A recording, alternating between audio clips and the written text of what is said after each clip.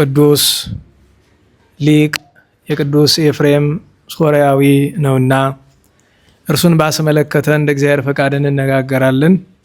የትምህርታችን ርዕስ የሆነውን እንደ ወትሮው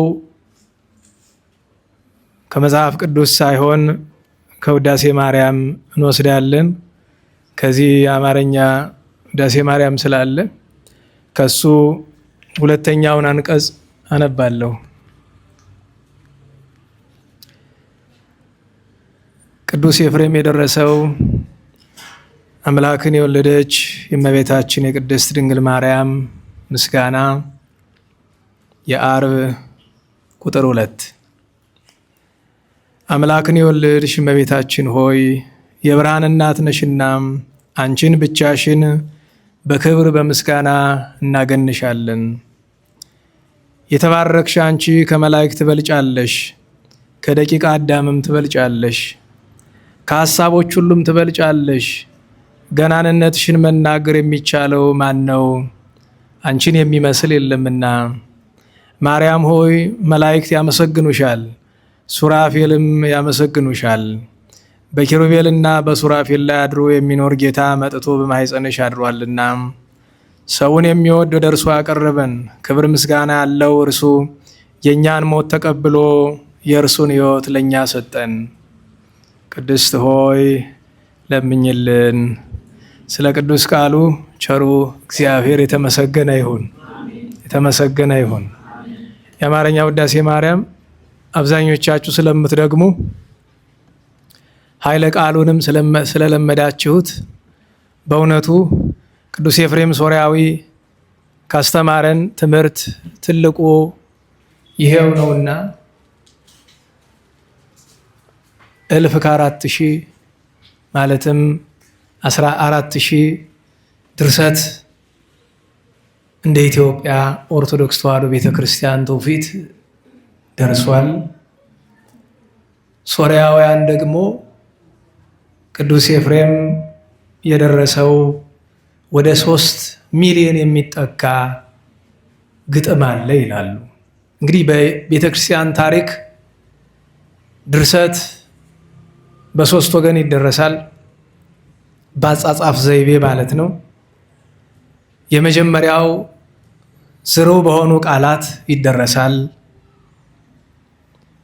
ሁለተኛ በግጥም ይደረሳል።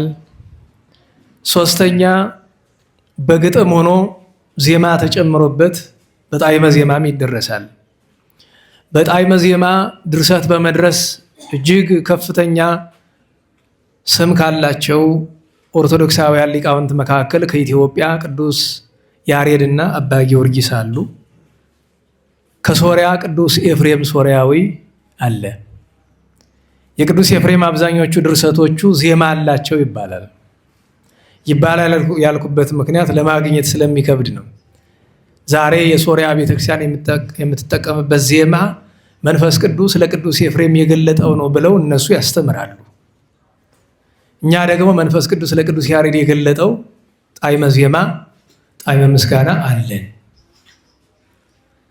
እና ቀደም ሲል የሰማነው ያነበብነው የውዳሴ ማርያም አንቀጽ ቅዱስ ኤፍሬም መንፈስ ቅዱስ አውታር አድርጎት ልቦናውን ቀድሶ አንደበቱን ቀድሶ በከንፈሮቹ እንደ አውታር እየቃኘ በጣዕመ ዜማ ምስጢረ ሃይማኖት፣ ምስጢረ ውዳሴ፣ ምስጢረ ሰማይ ሲናገር ከተናገራቸው 1000 ድርሳናት መካከል አንዱ ውዳሴ ማርያም ነው። እንግዲህ ከሁሉ የሚቀድመው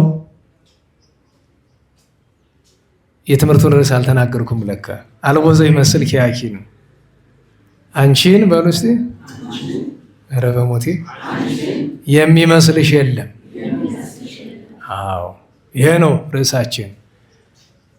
በውዳሴ ማርያም ውስጥ ደግሞ ወ አለው ወአልቦ፣ ለርዕሳችን ግን ወንትተን አልቦ ዘይመስል ኪያኪ፣ አንቺን የሚመስል የለም። ርዕሳችን እሱ ነው። ታዲያ ሊቁ ቅዱስ ዮሐንስ አፈወርቅ ይደለው ለዚያ ያነብብ ቅድመ ይዝክር ስሞ ለባለ መጽሐፍ። አንድ ሰው ሊያነብ ሊያስተምር ሲፈልግ ማን የደረሰው ይበል። ለምን? በጸሐፊው ደግነት የጽሑፉ ደግነት፣ በአስተማሪው ደግነት የትምህርቱ ደግነት ይታወቃል። ምክንያቱስ መንፈስ ቅዱስ ያላደረበት ሰው የመንፈስ ቅዱስን ሐሳብ መናገር አይችልም። ባለፈው እዚያኛው ጉባኤ እንደነገርኳቸው በዚህ ዘመን ያለን እናስተምራለን የምንል 99% ክርስቶስን የማናውቅ ሰባኪዎች ነን። ጨርሶ ክርስቶስ ምን እንደሆነ ማን እንደሆነ እንኳን አናውቀው። ክርስቶስን ማወቅ መጽሐፍ ማንበብ የሚመስለው ሰው አለ። መጽሐፍትን ማንበብ ጥሩ ነው አይደለም? ተናገሩ። አዎ፣ ግን መጽሐፍ በማንበብ ብቻ ክርስቶስ አይገኝም። ይህን መረዳት አለባችሁ። በንባብ ብቻ አይገኝም። ንባብ በር ነው፣ መግቢያ ነው። ዋናው ነገር የተማሩትን መሞከር ነው።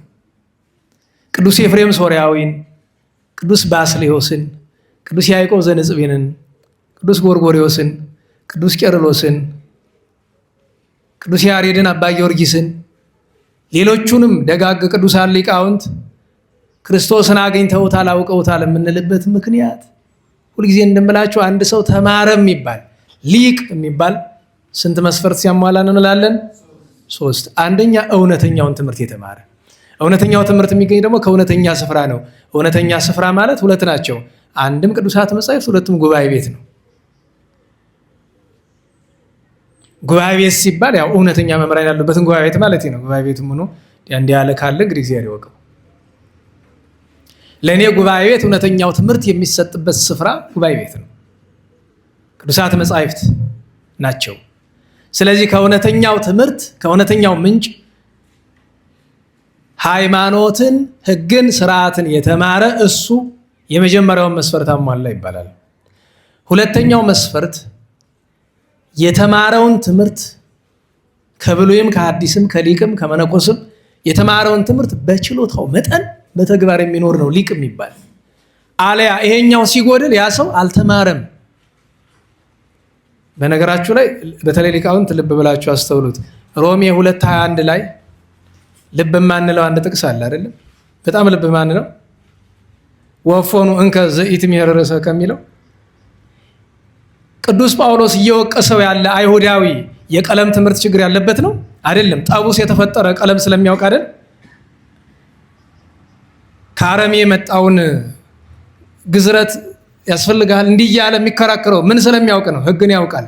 ትልቁ ችግሩ ምንድን ነው? የሱ የተማረውን ትምህርት ተራ እውቀት ብቻ አድርጎት ሌሎች ጋር መጨቃጨቂያን ያደረገው የፈሪሳዊነት በሽታው እሱ ነው። አይኖሩትም፣ ጌታችንም ተናግሯል። እነሱ በጣታቸው የማይነኩትን ነው ሰው አይደል ተብትበው የሚያሸክሙት ይላል።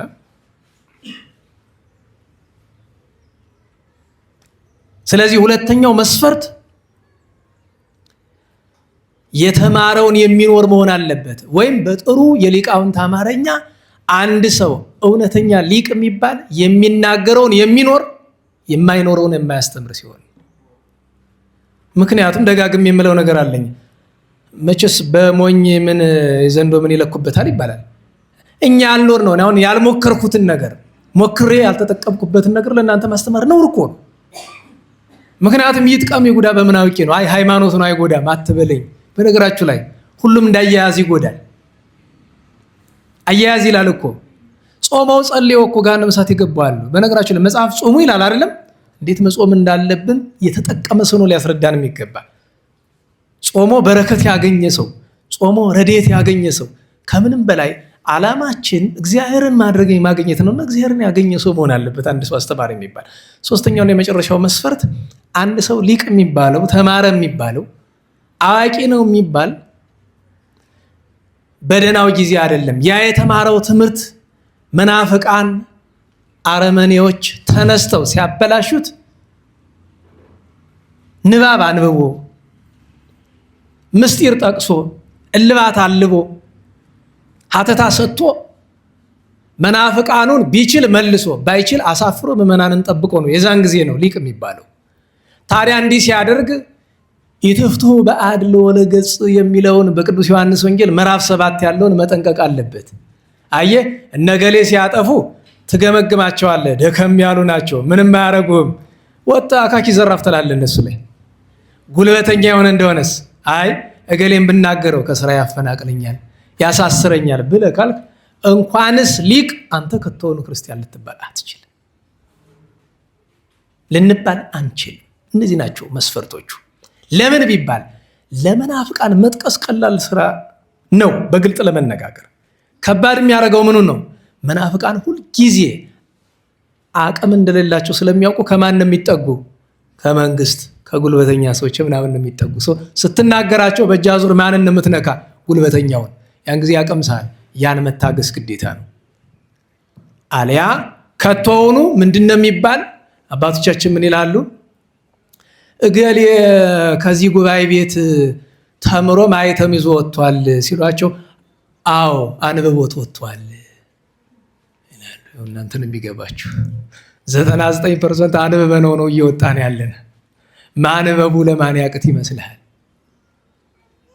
እና ቅዱስ ኤፍሬምን ይደለው ለዚያ ያነብብ ማለታችን እሱ ነው። ቅድመ ይዝክር ስሞ ለባለ መጽሐፍ እዚያ እኮ ነው። ታዲያ እኛ ዘመን ማን የሰበከው ይባላል?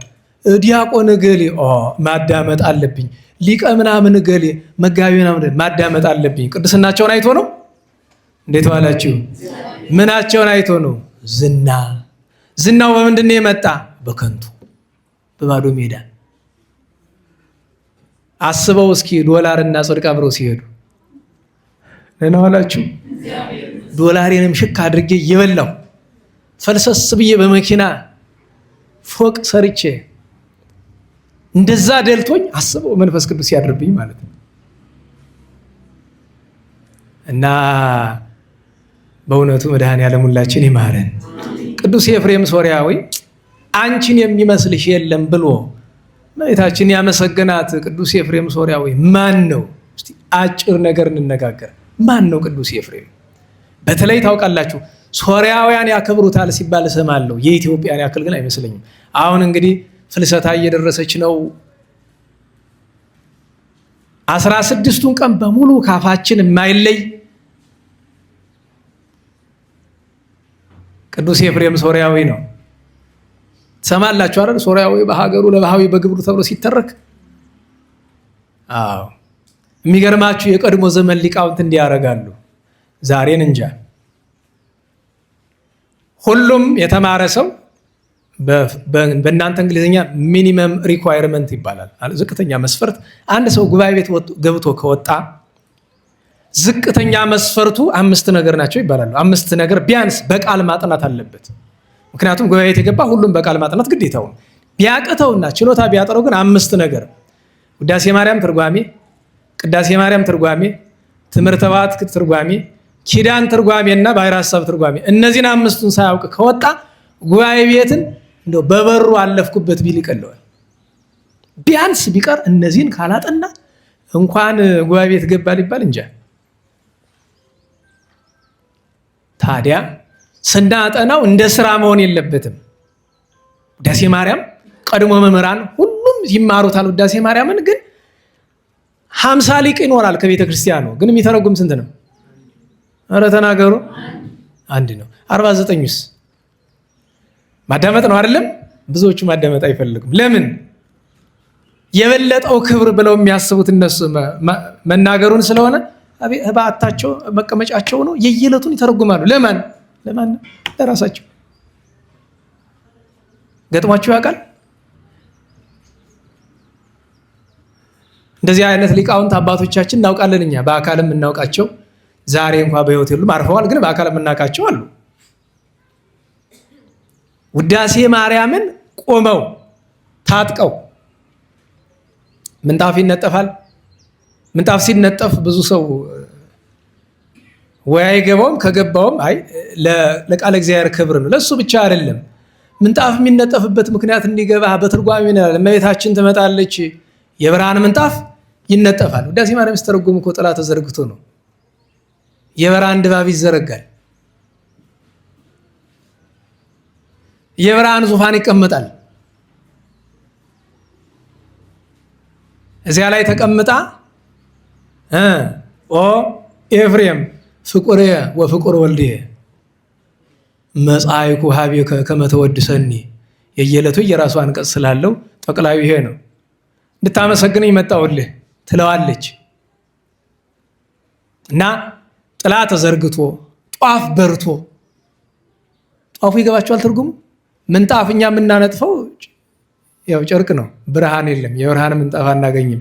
ስለዚህ ብርሃኑን የሚወክል ምን አለ? ጧፍ አለ። ጧፍ ተበርቶ ጧፉን የሚይዘው ማን ነው ከተባለ ጥንቱን ተርጓሚው ነበረ። ይሄ ድምፅ ማጉያ መጣና አለመቻለ። በአንድ እጅ ድምፅ ማጉያ በአንድ እጅ መቋሚያ፣ ለምን ይደክማል ያ ሁሉ ሰዓት መቆም። ስለዚህ ማን ይዘዋል? አንባቢው። ለዚያ እኮ ነው ምንጣፍ ተነጥፎ ወንበር ተቀምጦ ድባብ ተዘርግቶ ጧፍ በርቶ ነው። ታዲያ ወገብ ታጥቆ ነው ትርጓሜ፣ ተከናንቦ የለም። ወገብ ታጥቆ ነው ቅዳሴ ማርያም ሲተረጎም፣ ኪዳን ትምህርተ ኅቡዓት ሲተረጎም፣ መቅደመ ባሕር ሐሳብ ሲታተት ሲነገር ወገብ ታጥቆ ነው። ባጭር ታጥቆ ጫማ አውልቆ እንዲሉ አባቶቻችን እንዲያ ነው። ታዲያ ለዛ ነው እንዲያው ሶርያውያን ያከብሩታል ይባላል፣ ግን የኢትዮጵያውያን ያክል አይመስልኝም ብለው ለዛ ነው። ቅዱስ ኤፍሬም ማን ነው? ቅዱስ ኤፍሬም ማለት በ290ዎቹ መጨረሻ አካባቢ በ298 ዓመተ ምህረት አካባቢ ሶርያ ንጽቤን የምትባል ከተማ ከአረማዊ አባቱ ካህነ ጣዖት ይለዋል መጽሐፍ ነው የተወለደ። በቤተሰቦቹ ያገኘው ምንም መልካም ነገር የለም። ወደ ክርስትና እንዴት ነው የመጣ ብሎ የሚጠይቃል። ባጭር በየዓመቱ ስለምንተርከው ሰዓትም ለመቆጠብ የጉባኤ ሰዓት ዝም ብሎ ነው እንደ ንፋስ ነው የሚሄድብኝ ለኔ። አጭር ነገር ወደ ክርስትና እንዴት ነው የመጣ ብሎ የሚጠይቅ ካለ ወደ ክርስትና የጠራው እግዚአብሔር ነው። እንዴት ቢሉ በህልም። አየህ አሁን አንተ ህልም ይጠላል ትለኛለህ፣ እኔ ህልም አልጠላም። ህልም ይጠላ ይመስልሃል? እንዴት ዋላችሁ? ኧረ በሞቴ ኧረ በጋ አምላክ ህልም ይጠላል? ንገሩኝ። ኧረ ጸጥ እያሉ ህልም ይጠላል? አይጠላም እኮ። እግዚአብሔር ሰውን ከሚነጋገርባቸው ጎዳናዎች አንዱ ህልም ነው። ነገር ግን ጥንቃቄ ይፈልጋል። ቅዱስ ኤፍሬም ገና አረማዊ ያለ በልጅነቱ አንድ ህልም ያያል። ያ ህልም ምንድን ነው? በህልሙ እንዲህ ይመስለዋል። ቁሞ ሳለ አፉን ሲከፍት ከአፉ የወይን ቅርንጫፍ ሲወጣ ያያል። ያ የወይን ቅርንጫፍ ወደ መሬት ወርዶ ይተከልና ትልቅ ዛፍ ይሆናል። ፍጥረት ሁሉ እየመጣ ይመገበዋል። መጀመሪያ ከተመገቡት ይልቅ ሁለተኛ የተመገቡት በጣም ይጣፍጣቸዋል። እየተመገቡት በሄደ ቁጥር ፍሬው እየጨመረ ጣዕሙ እየጨመረ ይሄዳል። ይህንን ያየ ይህን መቼም ተርጉምልን አትሉኝም።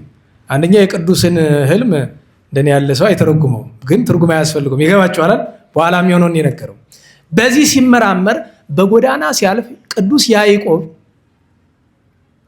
የንጽቤን ኤጲስቆጶስ የነበረው ጻድቁ ቅዱስ ያዕቆብ ሲሰብክ ይሰማዋል ሁል ጊዜ። በተለይ ስለ እመቤታችን ፍቅር ነበረው በጣም ሲበዛ።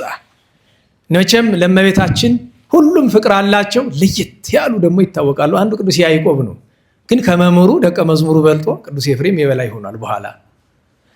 ታዲያ ሲያልፍ ሲያገድም ይሰማዋል። ሄዶ ተጨዋወተ፣ አስተማረው፣ መከረው፣ ዘከረው፣ አሳምኖም አጠመቀው፣ ደቀ መዝሙሩ አደረገው። በዚህ ምክንያት ቅዱስ ኤፍሬም ከአረማዊ ቤተሰብ ወደ ክርስትና መጣ። ከዚያ አብዝቶ መማር ይወድ ነበረ። ነገር ግን አንድ እውነት ማወቅ ይገባል። እናዋላችሁ ጸሎት የሌላት ጾም የሌላት ትምህርት ከንቱ ናት። ትምህርቲቱ አትረባም። ጉባኤ ቤት መማር የሚጠቅመው ለምን መሰላችሁ? ጉባኤ ቤት ቃል እግዚአብሔርን በተግባር መማሪያ ስፍራ ነው። ለምሳሌ ዘመናዊ ትምህርት ስትማሩ ዩኒቨርሲቲ፣ ለምሳሌ እዚህ ወይ ጎንደር ዩኒቨርሲቲ ይሆን የትም ዩኒቨርሲቲ ይሆን እናንተ ጠባያችሁ ምን ሆነ፣ ስነ ምግባራችሁ ምን ሆነ ያስጨንቃቸዋል። ኮድ ኦፍ ኮንዳክት አለ አይደለም? ዩኒቨርሲቲ ውስጥ በምትኖርበት ጊዜ እንዲህ ማድረግ አትችልም የሚል ዝርዝር አለ አይደለም? ያንን ብታጠፋ ይቀጣል። የሚቀጣህ ለራሱ ሕግ ትኩረት ስለሚሰጥ ነው እንጂ የአንተ ስነ ምግባር አስጨንቆት አይደለም። ምክንያቱም በዚህ ዓመት ለምሳሌ በትንሹ 100,000 ሰው ዲግሪ ተመርቋል ብለን ብንል 99% ሰብዕናው ቆሾ ነው የሚወጣው። ታውቁታላችሁ፣ ዩኒቨርሲቲዎቻችን 99% ትውልድ ማበላሻ ናቸው። ስነ ምግባሩን ተውትና የረባ እውቀት እንኳን ይዞ አይወጡም። ምክንያቱም የምናስተምራቸው ሰው እንዲሆኑ አይደለም። ለምሳሌ ጃፓን ስትሄዱ ጃፓን ውስጥ እስከ 4ኛ ክፍል ድረስ ለተማሪዎች ግሬድ አይሰጥም። ከ10 ያመጣል ምናምን። ሰዎች ኢትዮጵያ ውስጥ የሞትንበት አንዱ ትልቁ ምክንያት ምን ይመስላችኋል? የአንድ ሰው አዋቂነት እና የስኬት መለኪያው ምንድን ነው? ግሬድ ነው፣ ቁጥር ማለት ነው። 100% ገሌ ያመጣል፣ ያ እኮ አዋቂነቱን አይገልጥም። ትምህርት ማለት ለሰዎች እውቀት መስጠት ነው ወይስ ሰብዕና መስራት ነው? አረ ንገሩኝ። ታዲያ ሰብዕና የሚሰራ ዩኒቨርሲቲ ታውቃላችሁ? ኮሌጅ ታውቃላችሁ? እኔ አላውቅም። ዛሬ ይቅርታ አድርጉልኝና ሰብዕና የሚሰራ ጉባኤ ቤት ሁሉም እያጣነ ነው። ቅር ካላላችሁ እያጣነ ነው። መንፈሳዊ ተቋም እንኳን ሰብዕና የሚሰራ እያጣነ ነው። አንድ ሰው 1000 እውቀት ኑሮት አይምሮ ባለጌ ከሚሆን 10 ብቻ አውቆ መልካም ሰው ቢሆን የበለጠ ነው። ምክንያቱም እቻ ዓለም የምትፈልገው ዲግሪ አይደለም። እቻ ዓለም የምትፈልገው ፒኤችዲ አይደለም። እቻ ዓለም የምትፈልገው መጀመሪያ ምንድን ነው? ሰው ነና አላችሁ። ምንድን ነው የምትፈልገው? ሰው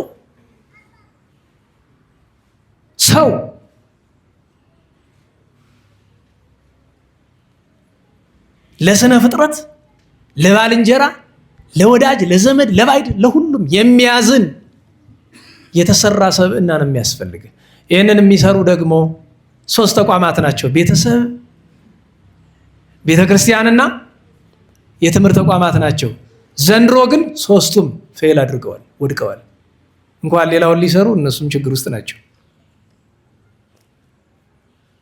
ለሁሉም ቅዱስ ኤፍሬም በልጅነቱ ቅዱስ ያዕቆብ ሲያስተምረው ቀለም ብቻ አይደለም የሚነግረው። አያችሁ፣ ቅዱስ ኤፍሬም የሚታወቅ በምንድን ነው?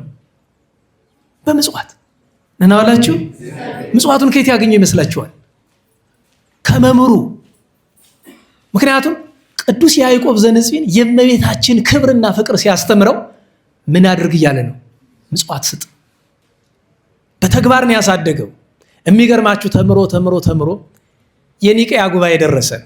ቅዱስ ያዕቆብ ወደ ኒቅያ ሲሄድ ደቀ መዝሙሩን ቅዱስ ኤፍሬምን አስከትሎት ሄደ። ያ ትልቅ ልምድ ነበረ፣ ትልቅ ተሞክሮ ነበረ። አቡነ ጎርጎርዮስ በቀኝ አቁማቸው እና አቡነ ጎርጎርዮስ ካለ የሚባሉ ታውቃላችሁ? ማኅበረ ቅዱሳን እንዲመሰረት ምክንያት ሆኖ የሚባሉ አባት። ማኅበረ ቅዱሳን ስትሄዱ በብዙ ቦታ ስዕላቸውን ታያላችሁ። በነገራቸው አንዳንድ ሰው የታደለ ነው፣ ይገርመኛል። ጥረታቸውን አደንቃለሁ። ግን አንዳንድ ጊዜ የታደለ ነው ገሌ ብሎ ማለት እግዚአብሔር እንደሚያዳላ ማስመሰል ይመስላል። የታደለ ማለት ግን እንዲሁ ቋንቋ ነው፣ አገላለጥ ነው። አንዳንድ ሰው ስራ እኮ በነገራችን ላይ በጣም ብዙ መልካም ሰርተው ስማቸው የማይጠራሉ እኮ። እሳቸው ግን ይገርመኛል፣ ሰርተዋል፣ ደግሞ ጥሩ ስም አትርፈዋል። ታዲያ አንዳንድ ጊዜ ትንሽ እንዲያ ብሎ ቅር የሚለኝ ነገር አያለሁኝ። ጥሩ ነው ማመስገን። ግን እዛ ዋና ማዕከል ላይ ሲሄድ ትምህርት ቤት ላይ ነው፣ የጎርጎርዮስ ትምህርት ቤት አለ አይደለም? በትልቅ ፎቶ አለና ስምከ ያው ዘይመውት የሚል ነገር ተጽፎ አየሁኝና እንዲያው ለፈጣሪ የሚጠቀሱ ነገሮችን እንዲያው ለቅዱሳንም ቢሆን መጥቀስ አንዳንዴ ይከብዳል። አንደኛ ቤተክርስቲያን ቅድስና አልሰጠቻቸውም ገና ነው። እስኪ እንግዲህ መረጃውን ስጨው ካልሆነ እስካሁን ድረስ አላወቅኩም። እኔ ቅዱስ ብላችሁ ጥሯቸው። በጣም ትልቅ ቁም ነገረኛ ሰው። በነገራችሁ ላይ በጣም የሚያስደንቁኝ ነገር ብፁዕ አቡነ ጎርጎርዮስ ምን ነበሩ ቢባል የመጀመሪያ አይምሮ ላይ የሚመጣው ምንድን ነው? ቁም ነገረኛ፣ ለሌላ ለምንም ነገር ጊዜ የሌላቸው፣ ለቧልት ለቀልድ ብቻ አይደለም፣ ከሰው ጋር ተቀምጦ እንቶ ፈንቶ ለማውራት ጊዜ የሌላቸው፣ ለዘረኝነት ጊዜ የሌላቸው፣ ስራ ለመፍታት ጊዜ የሌላቸው። በነገራችሁ ላይ ቁም ነገረኛ ናቸው። ነገር ግን ቃሉን የምናውቀው ሊጦን ላይ ነው አይደል? ስምከ ሕያው ዘይመውት ትጉህ ዘይደቅስ፣ ፈጣሪ ዘይደክም፣ እግዚ ስሉጥ ላዕለ ኩሉ ያለ የሚቀጥል ኃይለ ቃል ነው እና ስምከ ሕያው ዘይመውት ተብሎ እኔ እስካሁን አልገጠመኝም። ከቅዱሳንም የተባለ አላወቅኩም። እንግዲህ ሙያ ከተባለ ነገረ ቅዱሳን ማጥናት ነው እና አንዳንድ ጊዜ ለአድናቆትም ብለን ትርፍ ባንሄድ ጥሩ ነው። ብዙ የሚገልጣቸው ነገር ስላለ ብዬ ነው። ምናልባት ለማለት የተፈለገው በእኛ ዘንድ ስምህ በስራ ምክንያት ስምዎት የታወቀ ነው ለማለት እኛ እስካለነ ድረስ ለማለት ከሆነ ያም ቢሆን የሊጦኑ ጥቅስ ባይጠቀስ ጥሩ ነበረ። በነገራችሁ ላይ ለነገሩ እንኳን እሳቸውን ያክል ትልቅ ሰውና ይህንን ያክል ስንት ቁም ነገር የሰሩ ዛሬ በቤታችን ቅኔ የሚባል በቅኔ ሙያ ሁላችሁ በተለይ ታውቃላችሁ አይደል? ቅኔ ምን ያህል የት እንደገባች ኃላፊ አግዳሚ ሲመሰገንባት። እኔ አንድ ቦታ ላይ የእውነቴን ነው በሌላ ቢመሰገኑ ቅር አይለኝም፣ ግን አንድ ሊቅ ተነሱና ሌላኛውን ሊቅ ለማመስገን እግዚአብሔር ወዜና ወይ ጥበብ የሚለውን በቅዳሴ ያለውን ኃይለ ቃል አዚመው እንግዲህ እግዚአብሔር በቅዳሴ ለጌታ ነው፣ በማህሌት ለቅዱስ ገብርኤል አለ። እዚህ ደግሞ አሁን በዘመናችን ላሉ አንድ አባት ስም ቀጥሎ ሲናገሩ ስቅቅ አለኝ በጣም። ምን ያደርጋል? የንታም የድጓ መምህር ናቸው። ድጓ ስቃይ አይቷል። ቅኔ ቀጥሎ በጣም ተሰቃይቷል። በየምርቃቱ ሁሉ የሰው ስም እየገባበት አለቦታው።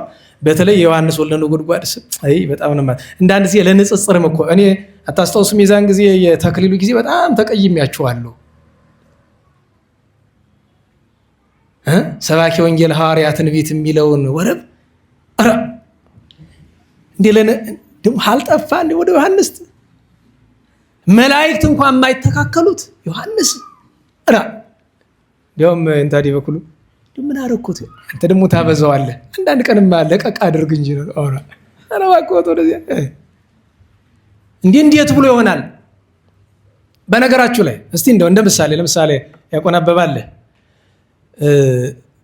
ለንጉሠ ነገሥት ቀዳማዊ ኃይለ ሥላሴ ባሉበት ዘመን ለሳቸው የተደረሰ ውዳሴ አለ እንበል። ከዛ ልክ የሳቸው ስም አስወጥቼ አንተን ስም አስገብቼ ባደርገው ትኖራታለህ? እሳቸው እንኳን ባይሰሙ የሀገሩ ሰው ያኖርሃል? አረ ዛሬ ባለው ጄኔራል ገሌ ጠቅላይ ሚኒስትር ገሌ ሰው ተብሎ ይጠራል? ለዕለትም ቢሆን አይባልም። ሲመሰግን ልክ አለው እኮ በልኩ እኮ ነው ማመስገን። ለዲያቆን ልክ አለው፣ በዲያቆን ልክ ማመስገን። የዲያቆን ልክ ማለት እስጢፋኖስ አይደለም። አንድን ሰው አመሰግናለሁ ለበስጢፋኖስ ቦታ እንዳታስገባው ተው። ልክ አለው በቃ ጥሩ ከሰራ እገሌ ጥሩ ተሰርታራ በቃ እኮ ነው። ለሁሉም ቅዱስ ኤፍሬም ሶርያዊ ወደ ጉባኤ ኒቅያ መምጣቱ በጣም ጠቅሞታል። ነገር ግን እሱ በጉባኤ ኒቅያ ውስጥ እያለ አንድ ነገር ተፈጥሮ ነበረ። እሱ ነው ለነገራቸው የፈለኩኝ።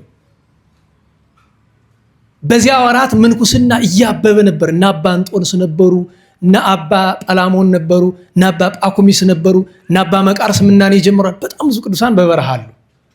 እነ ቅዱስ ባስሌዮስም አሉ። ታዲያ በበረሃ ያሉ ቅዱሳን አንድ ራእይ በተመሳሳይ ጊዜ ያሉ። ይሄ ራእይ ምንድን ነው? ከሰማይ ግሩማን መላእክት ይወርዳሉ። በእጃቸው የብርሃን መጽሐፍ ይዘዋል፣ ጥራዝ እና እነዚያ ግሩማን መላእክት ይነጋገራሉ። ከቶ ይህንን መጽሐፍ ለማን እንስጠው እየተባባሉ አንዱ መልአክ ብድግልና ለቅዱስ እገሌ እንስጠው ይላል። በዘመኑ ያለ አንድ ሊቅ ነው። አይ ሊቅ ነው፣ ጻድቅ ነው፣ ነገር ግን ይህንን መሸከም አይቻለውም ሌላ ይላል። አንዱ መልአክ ተነስቶ አንዱ ተነስቶ መጨረሻ ላይ ጥራዙን የብርሃን ጥራዙን የያዘው መልአክ ይሄ የሚገባው የሶርያው ኤፍሬም ብቻ ነው፣ ለሱ እንስጠው ብሎ ለሱ ሲሰጡት እነዚያ ሁሉ ቅዱሳን አዩ። ከዚያ በኋላ ቅዱስ ኤፍሬም ምን እንደሚሆን በዚያ ተረዱ። ጥሪው እንዴት ነው? ጉባኤ ኒቅያ እንዳለቀ ከነዛ ሁሉ ቅዱሳን ተባርኮ፣ ግን ቅዱስ ባስሌዮስ ብቻ አልነበረምና ጉባኤው ተመልሶ ሲወጣ ራእያል በትርጓሜ የምታውቁትን ከምድር እስከ ሰማይ የሚደርስ እናዋላችሁ የብርሃን ምሰሶ ተተክሎ አየ። በነገራችሁ ላይ አርኬ ጸሐፊው ጊዜ ያረካኛል አንጀት ይጠብ ነው የሚለው። አሁን ባስሌዮስን ምንድን ነው የሚለው? ሰላም እብል ብእሲ ሀዳፈ አለ። እንግዲህ ሀዳፈ ነው ያለው። ልብ በሉት። አንድ ሰው ተማረ የሚባል ሀዲፍዮ ይላል ትግሬ ትላላችሁ በትርጓሜ አይደለም። ብእሲ ሀዳፈ እንግዲህ ሀደፈ የሚለውን ለሁለት ብናስኬደው፣ አንደኛ ቀዘፈ ከሆነ ምዕመናንን በመከራ ዘመን በወጀቡ ቀዝፎ የሚያሻግር መምህር ዛሬ አለን፣ እናዝናለን። ብእሲ ሀዳፈ አለው። ሁለተኛ ነገር ሀድፍዮ ባለው ምን አለ? ሰነገለ ይላል። ሰው ሲያድፍ መሰንገል ይባላል አይደል? መወልወል እንበለው በእናንተ አማርኛ። ዘያምር ምሳሌ አለ። ይኸውልህ አመጣው። ምን ያውቃል አለ? ምሳሌ ታውቃላችሁ? ምሳሌ ሲባል እናንተ ነገር በምሳሌ ጠጅ በብርሌ ልትለኝ ነው አይደል? ታዲያ የኛ መምህራን ምን አሉ? ነገር በምሳሌ ጠጅ በብርሌ ብለህ ለምን ትቆርጠዋለህ? መዝሙር በሐሌ ብለህ ጨርስ ይላሉ። ዘአምር ምሳሌ አለ ወስዋሬ ነገር ዘተርፈ አለና ስለ ተአሐቲ ብእሲት በኋላ እንተርከዋለን። ሶበ ባስልዮስ ተወክፈ አመም ይላል። አመ ባስልዮስ ተወክፈ ደምሰሰ በሕይወቱ ዘኃጣውያ መጽሐፈ ወድረ ሞቱስ አሐደ ዘተርፈ አለ። ይሄን ያክል ሊቅ ነው እና ምን አለ ቅዱስ ኤፍሬም? ህልሙን የገለጽክ አለ። ትርጓሜውን ግለጽልኝ። መልአከ እግዚአብሔር መጥቶ በራእይ ምን አለው? የቂሳሪያው ቅዱስ ባስልዮስ ነው አለው። በጣም አደነቀ። አሃ ፍጡር እዚህ ማዕረግ መድረስ እንደምን ይቻላል አለና መምህሩን እዚህ አድርሶ ተባርኮ የት እንደሚሄድ ነግሮት ወረደ። ለምን ቢሉ አባቶቻችን ስለ ብዙ ምክንያት ይላሉ። አንደኛ የህልሙን ትክክልነት ለማረጋገጥ ሰይጣን ተጫውቶብኝ ነው መንፈስ ቅዱስ የሆነ ያሳየኝ። ሁለተኛ ለመባረክ ከተገኘ። ሶስተኛ ምስጢር ለመጠየቅ እንዲህ ካለ ሰው ጋር ምስጢር ቢጨዋወቱት ይጠቅማል። ወርዶ ቂሳሪያ ሲገባ ግን እንዳሰበ ሆኖ አላገኘውም። በአጋጣሚ ከቅዳሴ ሲወጣ ነው ያየ ወርቅ ወንጌል ይዞ የወርቅ አትሮንስ አዘርግቶ ወርቅ ወንጌል አስቀምጦ የወርቅ መነሳንስ ይዞ የወርቅ ካባ ላንቃ አድርጎ የወርቅ አክሊል ደፍቶ በወርቅ መታጠቂያ ታጥቆ ወንጌል ሲያነባየው ወታዘቦ ልቡ ለኤፍሬም ከበባስልዮስ ሥጋዊ ውእቱ ይላል አለ በትርጓሜ። እኔ በነገራችሁ ላይ ቅድም አንድ ሰው ጋር እየተነጋገርን ነው። እንዴት ዋላችሁ?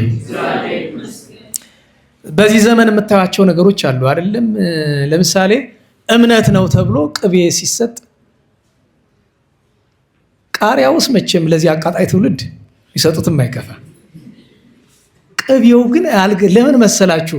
በሕገ ቤተ ክርስቲያን ከቅጽረ ቤተ ክርስቲያን ከማይገቡ ነገሮች መካከል ሽንኩርትና ቅቤ ዋናዎቹ ናቸው እንድታውቋቸው። ተው አይገባም። ለመግባት እንኳን ራሱ በጣም ነውር ነው። ቅቤ ተቀብታችሁ ቤተክርስቲያን መግባት አትችሉም። ወንድም ወንድ ሴት ሽንኩርት በልቶ እንኳን ይዞ መግባት በልቶ መግባት አይቻልም። ስርዓት ተማሩ። እሺ እሱንም ቅቤውንም ይለቅለቁት ችግር የለውም። በጣም የሚያሳዝነኝ ነገር በዚህ በአዲስ አበባ ዙሪያ ካሉ በጣም የታወቁ ስፍራዎች መካከል አንዱ ቦታ ላይ መስቀል ይተክሉና ዳቦ ይሞሉታል። በቪዲዮ ተቀርጾ ነው ያየሁት። ይሄ ያለ እንጎቻ መስቀሉ ምን በድሎ ነው በእንጎቻ የሚታጠር? ከሁሉ ደግሞ በጣም የሚያሳዝነው ዘብር ገብርኤል መሰለኝ ካልተሳሳትኩኝ ስርናዩን ይሄ ግብሩን ሰብስበው መስቀሉን ዘቅዝቀው እዛ ውስጥ ይከቱታል፣ ተክሉታል። ያ ስፍራ በእውነት የታላላቅ ሊቃውንት የእነንታ አክሊሉ ስፍራ አይደለም ካልተሳሳትኩኝ። ቅድም አንድ ደግ ሰው ጋር እየተነጋገርኩኝ በዚህ ዘመን መያዝ ያለብን የመጀመሪያው ነገር የቤተክርስቲያንን ስርዓት ነው። ከዛ በኋላ ክንፍ ያበቀለ መልአክ መጥቶ እንኳን ከተጻፈው ውጭ ቢሄድ ቅዱስ ጳውሎስ ነግሮናል። የተረገመ ይሁን የተለየ ይሁን ብሎናል። ማንም ይሁን። ምክንያቱም ሰው ከሕገ ቤተክርስቲያን ቅዱሳን አሉ። የንታ አንድ ቀን ምን ብለውኛል? በዚህ በዘመናችን ያረፉ አንድ በማጠመቅ የሚታወቁ አባት ነበሩ። እኔ ቅዱስ ናቸው እየለማመን ተቸገርኩ። ለምን? በነበሩበት ስፍራ ለብዙ ዓመት ስለኖርኩ እኔ የማውቀው አንድ ነገር ሕገ ቤተክርስቲያን ሲጣስ ብቻ ነው። በጣም ነው የማዝነው። አከብራቸዋለሁ እንደ ሰው፣ እንደ ጻድቅ ለማየት ግን ይቸገራለሁ።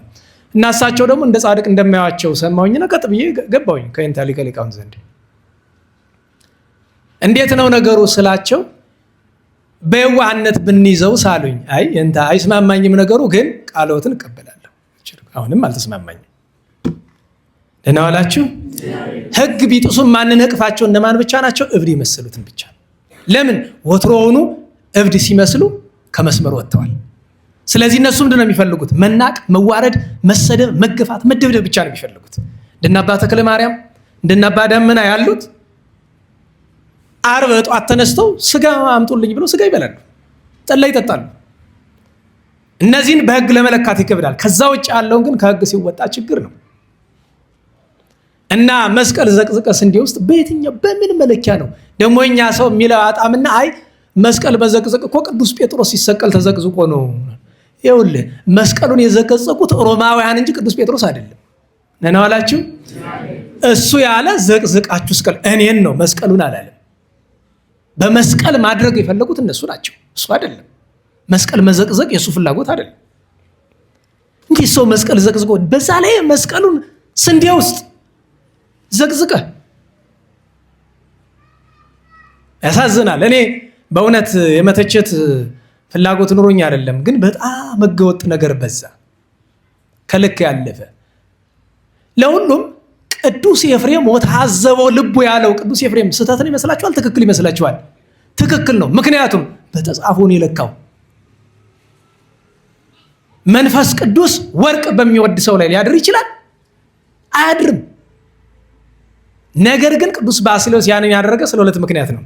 አንድ ስለ ክብረ ወንጌል፣ ሁለት ክብሩን ለመደበቅ። ምክንያቱም በውስጡ ማቅ ምንጣፍ ለብሷል። ሰውነቱን የሚበላው እንደ ሰዓት የሚለበልበው በውስጡ የለበሰው ልብስ አለ። ወዲያ ወንጌል እንደጨረሰ አውልቆ ቤተ እግዚአብሔር አስቀምጦትን የሚሄድ። ይህንን ትዝብቱን ለማስተካከል መንፈስ ቅዱስ ስንት ምልክት ይገልጥለታል? ስንት? አትፍሩ፣ አይዟችሁ። ስንት? ኧረ እንዴት ዋላችሁ? ስንት? በትርጓሜ እኮ ይላል። አንደኛ፣ ሁለተኛ ያለ እስከ አራት ያስኬደዋል አይደል? አንደኛ ሲያስተምር ቅዱስ ባስልዮስ መንፈስ ቅዱስ በርግብ አምሳል መጣ፣ በራሱ ላይ ስትቀመጥበት አየ። የመንፈስ ቅዱስ ባደሪያ ነው ሲለው ነው። አትጠራጠረው፣ ግድ የለም። ሁለተኛ ተዋሃሲያን መጥተው ሲያርፉ ከከዊነ እሳት ማዕረግ የደረሰ ነውና እርርኩም ትር እያሉ ይወድቃሉ። በነገራችሁ ላይ ተዋሃሲያን ሲባል እንዲያው ዝንብ ምናምን እንዳይመስላችሁ፣ አጋንንት ናቸው ተዋሃሲያን የተባሉ፣ ወደ ምስጢሩ ብትሄዱ ማለት ነው። ሶስተኛ ሲሰብክ ሲያስተምር ከአንደበቱ ነጸብራቀ እሳት እየወጣ ይዋሃዳቸዋል፣ ምዕመናንን አጋንንትን ያሳድዳቸዋል። እንዲህ ያለ ሰው ብሎ እየተገረመ እያለ በወቅቱ በቅዱስ ባስልዮስ ቤት እና አባ ወቅሪስን የመሰሉ ቅዱሳን ነበሩ። አባ ወቅሪስ ታውቃላችሁ? በዜና አቦ ያለው መጽሐፈ ወግሪስ የሚል አሳትመዋል አይደል? አንድ መምህር። ያ ቅዱስ ወቅሪስ የቅዱስ ባስልዮስ ረድን የነበረ መጀመሪያ። ሌሎችም ቅዱሳን ነበሩና ያ ይታያችኋል በአጸደ ቤተ እግዚአብሔር ከማዕዘኑ የቆመው አላቸው።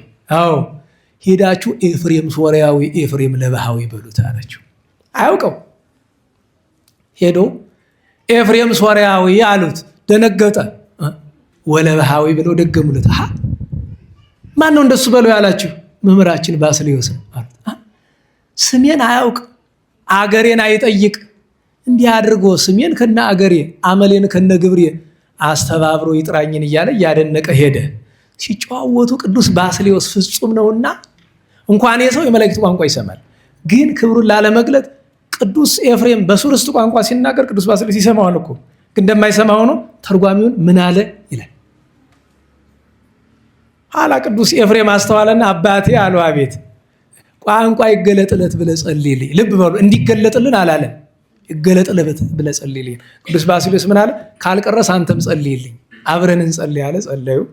ያለ አስተርጓሚ ሲጨዋወቱ አድረው ጠዋት አባቴ መርቀኝ ባርከኝ ልሄድ ነኝ አለው። አይ ኤፍሬም፣ ይህን ሁሉ ጎዳና የመጣ ያንን ህልም እግዚአብሔር ያሳይህ በከንቱ መስሎ ነው። አትሄድም፣ እዚህ ነው የምትቀር አለው። እሺ አለ። የቅዱስ ባስልዮስ ደቀ መዝሙሩ ነው። ተማረ። ጨዋ ነበር ቢሉ ዲቁና፣ ዲያቆን ነበር ቢሉ ቅስና ሹሞ አስቀመጠው። ጥቂት ቆይቶ ተክሪት በምትባል ሃይማኖታዊ አላየችቱ ኤጲስቆጶስ ዘሀገረ ተክሪት፣ ሶርያውያን ግማሾቹ ጵጵስና ተሹሟል። ግማሾቹ ምን ይላሉ? ቅዱስ ባስልዮስ ሊሾመው ሲል እምቢ ብሎ ሸሽቶ አመልጧል፣ አልተሾመም ይለው አሉ። በቤተ ክርስቲያናችን ትውፊት ግን ኤጲስቆጶስ ዘሀገረ ተክሪት ይለዋል። ታዲያ እንዲህ ሆኖ ተሾመ። ይሄ ምዕራፍ 1 ይባላል የቅዱስ ኤፍሬም ታሪክ። ደህና ዋላችሁ። ምዕራፍ 2ቱን ልናመጣው ነው። ደህና ዋላችሁ። እናምጣው፣ ታው እናምጣው ምዕራፍ 2ቱን። እዚህ በኋላ ያለው የቅዱስ ኤፍሬም ሕይወት ነው ወሳኙ ነገር። ለምን ብትሉ ቅዱስ ኤፍሬም ሶርያዊ እንደ ተሾመ ምንድን ያደረገ? ቀጥ ብሎ በረሃ ለማስተማር ካልሆነ በቀር ከቶውኑ ከተማ ይመጣል። ብታንኩት የሚመጣባቸው ሁለት ምክንያቶች ነው ያሉት። አንደኛው ለማስተማር፣ ሁለተኛ መናፍቃን እንደ ዲዳን የመሰሉ መናፍቃን ህዝብ ሊያስቱ ሲሉ በአደባባይ በህዝብ ፊት ተከራክሮ ይረታቸው ነበር። ከዚህ ውጭ ግን መኖሪያ ቤት ነው፣ በረሃ ነው። የሚገርማችሁ ነገር እኔን ጨምሮ የአንዳንዶቻችሁ ትልቅ በሽታ አለብናል፣ ብስጭት የሚባል ደህና ዋላችሁ። እናንተ ትዕግስተኞች ናችሁ መሰለኝ። አንድ ሰው ሲናገር እየሰማው የኔ አባት አለ አቤት ገብቶ የሆነ ነገር ጠፍቶ ያለ አይደለም መጥቶ በጥፊ ጥያቄ የለውም ታችሁ ላይ ከዛ ምን አረኩ? ለምንድን ነው እንደዚህ ያደረክ? እኔ እኮ አይደለም እና እንደሱ አትልም መታኛል። አንድ ጊዜ ብትጠይቀኝ ምን አለ መጀመሪያ እንደዚህ አይነት አለ አይደለም። በቃ መጀመሪያ እንደደረስክ ቱግ ማለት። በነገራችሁ ላይ የብስጭት ጫፉን ማወቅ ትፈልጋላችሁ? እቤት ቁጭ ስንል አሞሮቹ አጥንት ምናምን ይዘው ሄዱ የለም ያመልጣቸዋል። የት ሄዱ? የሄዱ የት ላይ ነው የሚያርፍ? ቆርቆሮ ላይ ይጮሃል አይጮህም? ወጥተህ ስርዓት አትይዙም? እውነቴን ነው ገጥሞኛ ቃል እስከዛ ድረስ ያደርሳል እኮ እንግዲህ አሞራው ሊሰማኝ ማለት ነው። እናንተ ስርዓት የላችሁ። ይሄ ብስጭት ልክ ሲያጣ ነው። በጣም ከባድ ነው። ህፃን ሲረብሽ ሁሉ መታገስ አትችሉም እኮ። አውቆ ነው ያለ የሙሴና የፈርዖን ጥፊት አውቆ የለ አውቆ ነው የመታኝ። ቅዱስ ኤፍሬም ሶርያዊ ትልቁ ጸጋው ምንድን ነው ካላችሁ ቅዱስ ኤጲፋኒዎስ አንድ ነገር ብሏል። የምንኩስና ቆብ በራሴ ከደፋው ማኅተመ ቅድሳት ጥምቀትን ከተቀበልኩ ጀምሮ ቂም በልቤ አድሮ አያውቅም አለ ይባላል ቅዱስ ባስልዮስ። ቅዱስ ኤጲፋኒዎስ። ቅዱስ ኤፍሬም ደግሞ ክርስቲያን ከሆነ አንስቶ ተበሳጭቶ አያውቅም። ቁጣ የሚባል ነገር አያውቅም። ለናላችሁ ቅዱስ ጳላሞንን ለማሳቅ ቅዱስ ኤጲፋኒዎስን ለማሳዘን ቂም ይዛል ብለው ቅዱስ ኤፍሬምን ለማናደድ አጋንንት ያለሞከሩት ሙከራ የላቸውም። ከሙከራዎቻቸው መካከል አንደኛው ለምሳሌ አንዲት አመንዝራ ሴት ሳቱበት፣ ላኩበት። ከዚህ በፊት ነግሬያቸዋለሁ። ያቺ አመንዝራ ሴት ቀጥ ብላ ከበዓቱ ሂዳ እንደደናደርክ ሰላምታም የለው ልብሷን ልታወልቅ። አመንዝራ ሴት ምን ፈልገሽ ነው? አብረን እንተኛ። አስቡት። ይሄ እንኳን መናደድ ያስፈልገዋል። እኔ እዚህ ላይ እንዲያው የኔን ብትጠይቁ መናደድ ብቻ ሳይሆን ጥፊም ያስፈልገዋል። እንደዚህ ያለው ነገር ላይ ግን ጥፊው እንኳን ይጎዳል፣ ግን መሸሽ። አንድ ጓደኛ የነገረኝ ልንገራችሁ። መጀመሪያ ልጆች እያለን አንድ ዲያቆን ነበር፣ የኛ ደብራችን ሊቀ ዲያቆን የነበረ መሰረት ትምህርት ቤት የሚባል መሰረት አይደለም፣ ጻድቆ ዮሐንስ የሚባል ትምህርት ቤት። ጻድቆ ዮሐንስ ዛሬ ረፍታቸው ያዝ። አብዛኛው ልብ አልባ ነው። ጻድቆ ዮሐንስ ዛሬ ነው ረፍታቸው፣ ሐምሌ 15 በ74 ዓመተ ምህረት አስል ተደረስበት። ዘንድሮ ስንተኛ ረፍታቸው እንደሆነ። ጻድቆ ዮሐንስ የሚባል ትምህርት ቤት አምሽቶ በየት ይመጣል? በዚህ አሁን እየፈረሰ ባለው መንደር። እየፈረሰ ያለው መንደር ደግሞ ያው መቼም እህቶቻችን ከችግር ምክንያት ምን እንደሚያደርጉ በታውቁታላችሁ። እሱ አያውቅም። እንደተፈጠረ ያለን የሚመስለኝ እርቦታል። ያቺ 10 ብር ናት የወር ደመወዙ። ከዚያች ሻይ ሊጠጣ ነው። ሻይና ዳቦ አለ ይላታል። መሽቷል፣ የማታ ትምህርት ነው አለ ትላለች። ሰተት ብሎ ግብ ጥርቅም አድርጋ በሩን ዘጋችው። ምን ነው አላት። ብርድ እንዳይገባን። ሞኝ ነው። እሺ ብሎ ቁጭ አምታ ቀረብ ሲያየው ጥሩ ውሃ ነው በብርጭቆ ይቀርብ። ውሃው ምን ያደርግልኛል? አረ ጠርሙስ አምታ ቁጭ። ለካ ውሃ አይደለም። ምንድን ነው? ታውቋት የለ አረቂ። ምን ትላለህ? ጉንፋን ይዞኛል ሻይ ላይ ጠብ አድርግልኝ ትላለህ። ኮረንቲ ትለዋለህ። እዛ በኋላ ሲያየው አረቂ ነው። እንዲህ አንቺ ሻይና ዳቦ እኮ ነው ያልኩሽ ይላታል። ይሄን ያለ ዝም ብለህ እሱን ጠጣት። እምቢ መታንቅ እችን ይወዳል። ጉልበተኛ ነው። ጀሪካ እየተሸከመ ጸበል የሚያጠጣ ገልብጦ ጥሏት። ለካ ሄዶ የት ላይ ትወድቃለች? የብረት ምድጃ ፌርሜሎ ትለዋለህ በጣሊያንኛ አንተ። የብረት ምድጃ ላይ ሄዳ ክምብል እዚያ ላይ ትላለች። ምንድን ነው? አስገድዶ እንትን ያደርግ። ዲያቆኑን እስር ቤት አለቃ ገዳሙ ነፍሳቸውን ይማር ሄደው አረ ዲያቆን ነው እባካችሁ ብለው ገላግለው አስፈቱት። አመለጠ። አየው፣ ቢቀለሰለስ ኑሮ ችግር ነው። ደግሞ አንድ ጓደኛ ምን አለኝ፣ ዲያቆን ነው። አንድ ቀን ክረምት ላይ ነው አለ፣ የዛሬ 20 ዓመት አካባቢ ይመስለኛል። ክረምት ላይ አራዳ ላይ ዶፍ ዝናብ ከመጠን ያለፈ ጠቅላላ እስከ ጉልበት ይውጣል አለ። አስፋልቱ አያሳልፍም። እና እዛ ቆሜ ጨለማ ነው፣ ድሮ መብራት አናውቅም፣ የመንገድ መብራት ብዙ የለም። ጨለማው ከኔ ልፍ ብሎ ድምፅ ይሰማኛል።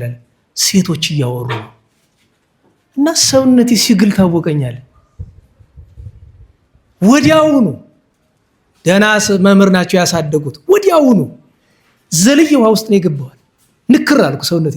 ከዛ የሮጥኩ እቤቴ ስገባ አላስታውሰውም አለ። በቃ መቆየት አልፈለኩም አለ። ትንሽ ምናኔ መንገድ የጀመረ ስለነበረ ነው እንደዛ የገነነበት። በነገራችሁ ላይ ዛሬ የምንኩስና ከብት ተጭኖ በከተማ የሚዘዋወረው መነኩሴ በየቀኑ የምንሰማውን ቆሻሻ ነገር ልንነግራችሁ ለቤተክርስቲያን ክብር አይሆንም። አስቡት፣ አንድ ሰው መንኖ ከተማ እየኖረ አይፈተንም አይደል? ምናኔውን ስላሰበ ይሄ ጓደኛ ምን እንደደረሰበት አየው። ስላሰበው እንኳን ከ10 ሜትር ከምናምን ርቀት በሰማው ድምፅ በጨለማ ሰውነቱ ሊፈተን ፈተና ሊጀምር እንደሆነ ስላወቀ አመለጠ።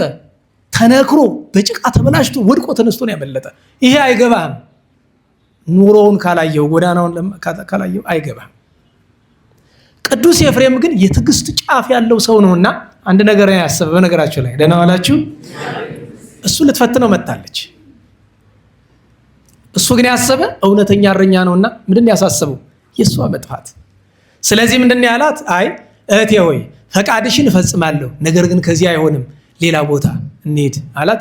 ወስደው ገበያ ስፍራ ላይ ሲደርስ ልብሱን ማውለቅ ጀመረ። ምን እያደረክ ነው?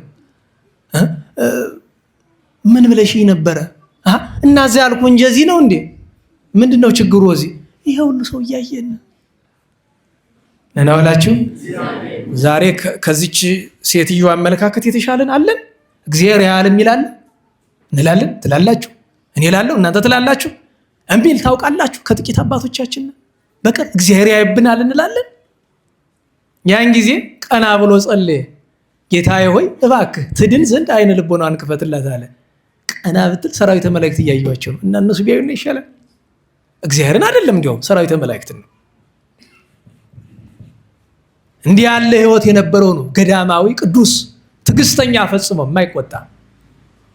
ታዲያ ለማጠቃለል ያክል ሁሉ ተዘርዝሮ አያልቅምና ሁለት ነገር ብቻ ተናግሬ የቅዱስ ኤፍሬምን ነገር ልጨርስ። አንደኛው ነገር ቅዱስ ኤፍሬም መነኮስ ነበረ። እንድታውቁት መነኩሴ ነበረ። ቅዱስ ገዳማዊ መነኮስ ነበረ። ታዲያ ስለ ምንኩስናው በምስራቁ ዓለም ከነበሩ ቅዱሳን መነኮሳት አንዱ ነው። ከቅዱስ ባስልዮስ የተማረ ትምህርት ብቻ አይደለም፣ ምንኩስናውን የተማረው ከሱ ነው። እና አንድ ጊዜ አንድ ነገር ተመኘ። አይ ምን በምስራቁ ብዙ ቅዱሳን መነኮሳት ቢኖሩ የምንኩስና መሰረቱ የት ነው? ግብጽ በሉ። ኧረ በሞቴ አባ እንጦንስ የት ነው? ግብጽ። አባ መቃርስ ግብጽ ናቸው ታላላቅ መነኮሳት። እነዚህ በአጸደ ስጋ ስላሉ ሄጄ ላያቸው እወዳለሁ ብሎ ወረደ። ብዙዎች ቅዱሳንን አገኛቸውና ተባረከ። በኋላ ግን ከማን በዓት ይደርሳል ታስታውሳላችሁ? በስምንት ያከበርነው አባታችን አባ ብሶይ፣ ታላቁ ብሶይ ኮከበ ገዳም። ከአባ ብሶይ በዓት ሊገባ ሲል ስርዓት ታውቃላችሁ? በነገራችሁ ላይ አንድ ሰው በትር ይዞ እንግድነት ሰው ቤት ይሄድ በትሩን ይዞ ነው የሚገባ። ከበር ነው። ከበር ላይ ረጠብ ያለ ነገር አገኝቶ ተክሎት ገባ። ከቅዱስ ብሶይ ጋር ቅዱስ ኤፍሬም ሲጫወቱ ቆይተው ቢወጡ ትልቅ ዛፍ ሆኗል የቅዱስ ኤፍሬም በትር። የእግዚአብሔርን ገናናነት አድንቆ ትቶት ሄዷል። ያችን በትሩ ትቶ ሌላ በትር ይዞ ሄዷል። እንዲህ ያለ ተአምራት የተደረገለት ቅዱስ ነው። ታዲያ የመጨረሻው የምትነግረን ምንድን ነው ከተባለ ወደ ርዕሳችን የሚመራን ነው። ቅዱስ ኤፍሬም ለበአዊ ያሰኘው ምንድን ነው ቢሉ ሞብርሌ ይላል አይደል? ብርጭቆ መርጠብ ይላል አይደል? ሞብርሌ ምንድን ነው? ብርሌ ስንት አይነት ነው ያለ? ብርሌ ታውቃላችሁ? የእውነት እንዴት ባላችሁ? ስንት አይነት ብርሌ ነው ያለ? ሁለት ብቻ። እናንተ የምታውቋት ያቺ እሷንና ይሄ ደግሞ ረጅሙ በየሰንበት ያለው ብዙ አይነት ነው ያለ። ያው ለጊዜው ይህንን ካወቃችሁም ተመስገን ነው። ያንን እየሰራ ሀተታውልተውና ያንን እየሰራ ይሸጣል። ያን ሽጦ ቂጣ ብቻ ለራቱ ገዝቶ ቀሪውን ለነዳያን ይመጸውታል። ታዲያ ሲመጸውት እመቤታችን ፍጹም ከመውደዱ የተነሳ ስለ ጻድቃን፣ ስለ ሰማዕታት፣ ስለ ነቢያት፣ ስለ ሐዋርያት አይልም። እንኳን ሌላ ስለ እግዚአብሔርም አይልም። ስለ እመቤታችን ብቻ ነው የሚል። ታዲያ መተርጉማኑ ይላሉ ንቆ ነው አጥቅቶ ቢሉ አይ ባዳር ሰው ነው። አታስታውሱም? አቡነ ዘበሰማያትን 60 ዓመት ሙሉ አቡነ ዘበሰማያት አቡነ ዘበሰማያት የሚሉ የነበሩ ባህታዊ ይትቀደስ ስምከ የለም ሙሉ አቡነ ዘበሰማያት አቡነ ዘበሰማያት እና ለምንድን ነው አባታችን ብለው ሲሏቸው ምንድን ነው ያሉ? የአቡነ ዘበሰማያት ጣዕሟ ምስጢሯ አላልቅልኛል። እችን ሳልፈጽማት እንዴት ብዬ ልለፍ? እኛ ደግሞ አስቡን። እውነቴን ነው። ውዳሴ ማርያም ስንደግም እንኳ አትብገጽ የኩሉ እንደ ትምህርት መስቀል ብሎ 7 ቀን ውዳሴ ማርያም ዘወትር ጸሎት አንቀጸ ብርሃን የወድ ስዋል በ8 ደቂቃ ምሽክ። በነገራችሁ ላይ እኔ ይገርመኛል። በቃል መድገም በሽታ መሆኑን የምታውቁት በዚህ ነው። አያችሁ፣ የቤተ ክህነት ትምህርት የቃል ትምህርት ይጠቅማል። ለምን? በጻፈ በማይገኝ ጊዜ እና ደግሞ በጋራ ሲታደል ለመድገም። በነገራችሁ ላይ እስቲ ሊቃውንት እንዲያው ልጠይቃችሁ። ለምሳሌ ውዳሴ ማርያም እየታደለ ነው። ግዕዝ ያውቃል በደንብ ግን ውዳሴ ማርያም በቃሉ ያላጠና ይሆን መጽሐፍ ግን ይዟል። ለምሳሌ ሲታደል ዘባማ እንደመና ደረሰው መጽሐፉን ግልጥ አድርጎ ቢያነብ ምን ችግር አለ? ንገሩኝ። ችግር አለው ነው እኮ ግን ኦሮፕስማ ይው ይባላል። ይውስጥ እንኳን እሱ በማይሌት ጸናጽል የሰበረበት ሰው መሰንበቻ ይሆን አላለ ሲላመጥ ተመልከት እየተባለ ጸናጽል አንድ ጊዜ አይደለም መቼስ አይጣል አይደለም። መምህራን እኮ ይሰብርባቸዋል አንዳንድ ጊዜ። ለምን አይምሮ ይሰረቃል። ሌላ ነገር ሲሄድ እኮ በጣም የመጨረሻ ካለመዱት እንዴ ጸናጽል የሊቅነት መገለጫው ብቻ እኮ አይደለም። በእርግጥ ጸናጽል ሳያውቅ አንድ ሰው ማይሌት ሊያውቅ አይችልም። ግን ቢሆንም ማስተዋል ጥሩ ነው። እንዴት ዋላችሁ? ለሁሉም ይሄ ቅዱስ እንዲያይዘክር ነበር አያዳርሰውም የእመቤታችን ፍቅር ስለ እመቤታችን እያለ። ታዲያ ዘወትር ጸሎቱ አንድ ነገር ነው።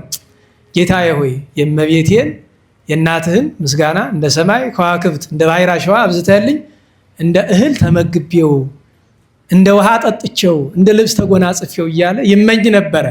እንዲህ እያለ ኑሮ የለመኑትን የማይነሳ የነገሩትን የማይረሳ ጌታ ፈቃዱን ፈጸመለት። ግን ለዚያ ፈቃድ መፈጸሚያ ደግሞ ምን ያደርግ ነበር? የወድስዋንና ማለትም ወሳድስንና ታቢዮን ጸሎተ እግዝእትነ ማርያምን 64 ጊዜ በደም የዋለክ ይደግምላት ነበረ። እንዴት ዋላችሁ? ሰማችኋል? ስንት ጊዜ? 64 ጊዜ ይደግምላት ነበረ። 128 አንቀጽ ማለት እኮ ነው። የኛው 64 ያኛው 64 እና አንድ ቀን እሁድ ለሰኞ አጥቢያ ጸሎቱን ትጋቱን ጨርሶ ወደ ዕለት ተግባሩ ሊሰማራ ትጥቅ ሊፈታ ፈትቶ እያለ ድምፅ ይሰማል። ድምፅ፣ ሰማያዊ ድምፅ። ደንግጦ ይቆማል። ያለበት በዓቱ ተከፍቶ የብርሃን ምሰሶ ይተከላል። በብርሃን ምሰሶ በተተከለበት ስፍራ ላይ የብርሃን ምንጣፍ ይነጠፋል። የብርሃን ዙፋን ይቀመጣል። የብርሃን ድባብ ይዘረጋል። በዚያ ላይ ሰማያዊት ንግሥት እመቤታችን ድንግል ማርያም መጥታ ሰላም ለከ ኦ ኤፍሬም ፍቁርየ ወዳጄ ኤፍሬም መጻይኩ ሀቤከ መጣሁልህ። እንደ ሻሽ ተነጸፈ። ደንግጦ መልአኩን ልካ አነሳችው። እመቤቴ ምን አመጣሽ ወደ እኔ አላት። ምስጋናዋን አብዛልኝ እያልክ ልጄን ብትለምነው ምስጋና ግለጭለት ብሎኝ ልገልጥልህ ምስጋናዬን መጣሁ። አይ እመቤቴ የሰማይ መላእክት የምድር ጻድቃን ሰማዕታት አመስግነውሽ ያልፈጸሙትን እኔ ደካማው እንደምን ይቻለኛል አለና ደግሞ ወደ ትሕትና መጣ። ያን ጊዜ ምን አለችው? ወድሰኒ በከመ አለብወከ መንፈስ ቅዱስ፣ መንፈስ ቅዱስ እንደገለጠልህ አመስግነኝ። አባቶቻችን ምን አሉ? በተረቱበት። እንዴት ዋላችሁ? ሥላሴ አብርሃምን በረቱበት፣ ቅዱስ ገብርኤል ማንን ረታበት? እመቤታችን። ምን ብሎ? ለእግዚአብሔር የሚሳነው ነገር የለም። እዚህ ደግሞ እመቤታችን ቅዱስ ኤፍሬም ምን አለችው? መንፈስ ቅዱስ እንዳናገር አመስግነኝ አለችው። አይ ይህንንም አይሆንም ብል ምንፍቅና ሊሆንብኝ አይደለ ብሎ ምን አላት? ባርክኒ እግዝእትየ መዝገበ በረከት፣ የበረከት መዝገብ እመቤቴ ባርኪኝ አላት። ባረከችው። ምን ብላ? በረከተ ወልድየ ወአቡሁ ወመንፈስ ቅዱስ ይድር በላዕሌከ፣ የልጄ የቸር አባቱ የመንፈስ ቅዱስ በረከት ሕይወትነት ያለው በረከት በአንተ ይድር ብላ ባረከችው። ስትባርከው በዚያች ቅጽበት በቡራኬው ምክንያት ምስጋናው ተገለጠለት። አይምሮ ብሩህ ሆነ። እናውላችሁ ብርሃን ባለበት ምንም ነገር መሰወር አይችልም አይደል? የመንፈስ ቅዱስ የእውቀት ብርሃን ሲገለጥም እንደዚያ ነው። ያን ጊዜ ታጥቆ አደግድጎ አመሰገናት። ሲያመሰግናት ምን ብሎ ጀምሯል? ውዳሴሃ ብሏል ወይ ቢሉ እሱስ የኋላ ሊቃውንት ርዕስ ሰጥተውት ነው። ምን ብሎ ጀመረ? ፈቀደ እግዚ ያገዞ ለአዳም። አሁን ልብ በሉ። እንዴት ዋላችሁ? አመስግነኝ ስላለችው ቀጥ ብሎ ውድስት አንቲ ስብሕት አንቲ በማለት ፈንታ ምን አለ? የእመቤታችን ክብሯ መገለጫዋ ምንድን ነው? ነገረ ድህነት ነን አላችሁ። ያለ ነገረ ድህነት እመቤታችንን አናገኛትም። እመቤታችን ያገኘናት በምንድን ነው? በነገረ ድህነት ነው፣ በመዳናችን ውስጥ ነው። ለዚያ ነው እመቤታችን በመዳናችን ውስጥ ትልቅ ሱታፊ ያላት የምንለው። አዳምን ነፃ ሊያወጣው ወደደ አለ። ሕዙነ ወትኩዘ ልብ፣ ልቡ አዝኖ በሲኦል በግራጋንን ተቀጥቅጦ የነበረ አዳምን ወያግቦ ሀብዘት ካት መንበሩ። አሁን ልብ በሉ ሰዓሊ ለነ ቅድስት። እዚህ ምስጋና ውስጥ የእመቤታችን ስም አለ? ንገሩኝ። ኧረ በሞቴ አንቺ እንዲህ ነሽ የሚል አለ? ግን በዙሪያ የእመቤታችን ምስጋና ነው አይደለም? ነው። በነገራችሁ ላይ ክርስቶስ አምላክነ በሉ እስቲ፣ ንጉሥነ መላኪነ። ይሄ ለማን የቀረበ ምስጋና ነው? ለጌታችን ኢየሱስ ክርስቶስ አይደለም? ግን ለእመቤታችንም የቀረበ ምስጋና ነው። አልገባችሁ? እሺ ሌላ ምስጋና እናምጣ። እግዝእትነ በሉ፣ ወላዲተ አምላክ፣ ወላዲተ ሕይወት፣ ወላዲተ ቃል፣ ወላዲተ ብርሃን። ማንን ያመሰገነ? በሌላ ቋንቋ ማን ተመሰገነ? ታዲያ እኮ ይሄ ነው። ነጥሎ ማመስገን የለም እኮ። እመቤታችን ስትመሰግን ማን ነው እየተመሰገነ ያለ? ጌታችን ኢየሱስ ክርስቶስ ነው። ጌታችን ኢየሱስ ክርስቶስ ሲመሰገን ማን ነው እየተመሰገነ ያለ? እመቤታችን። እንዴት ትለኝ እንደሆነ ወላዲተ አምላክ ስንል እመቤታችን ክብሯን የምንገልጠው ማንን ስለወለደች ነው? የእሱን አምላክነት አምነን እሱን አመስግነን እኮ ነው ወላዲተ አምላክ ምንላት። አየው። እንደገና በተቃራኒው ጌታችን ኢየሱስ ክርስቶስን አምላካችን እግዚአብሔር ብለን ጌታችንን ስንጠራው እሱን አምላክ ስንል እሱን የወለደች እመቤታችን ስለሆነች እመቤታችን ምንድናት? ወላዲተ አምላክ፣ ወላዲተ እግዚአብሔር።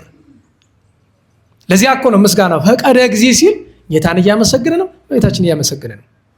ለምን? ነፃ ሊያወጣ ወዶ ሰረቀ በስጋም ድንግል ይለን ነው እኮ። አያችሁ፣ ከድንግል ማርያም በስጋ ተወለደ። ስሟን ግን አይጠራም ሰኞ እንደምታውቁት። ታዲያ የኛ ሊቃውንት ሁሉን እኔ ገርመ ባህል ማጥናት ቀድሞ አባቶቻችን ምን ይላሉ? ሰው ባህል ካላጠና መጻሕፍት አይገቡትም ይላሉ። እንዲያውም ከዚያ እያይዘው አለቃ ገብረሐናን ባለፈው አረባ አንስተናቸዋል አይደል? የነበራችሁ በአጤ ምኒልክ ቤተ መንግስት በነበሩ ሊቃውንት ዘንድ ክርክር ተነሳ እና ክርክሩ ሲሄድ ከዙፋን ችሎት ተደረሰና ጃንሆይ ይዳኙነ ተባሉ። ምንድነው ችግራችሁ? ጉባኤያት ስንት ናቸው የሚለው መስማማት አልቻለም። ስንት ነው አላችሁ? አይ ሁላችን 4 አልነ፣ ብሉይ ሐዲስ ሊቅና መነኮስ። አለቃ ገብረሐና ግን ተለይቶ 5 ነው እያሉ አስቸገሩን። ምን አላችሁ? እስቲ ጥሯቸው፣ ጥሩት ገብረሐናን ተባሉ። ገብረሐና ጉባኤ ስንት ነው? አለቃ 5።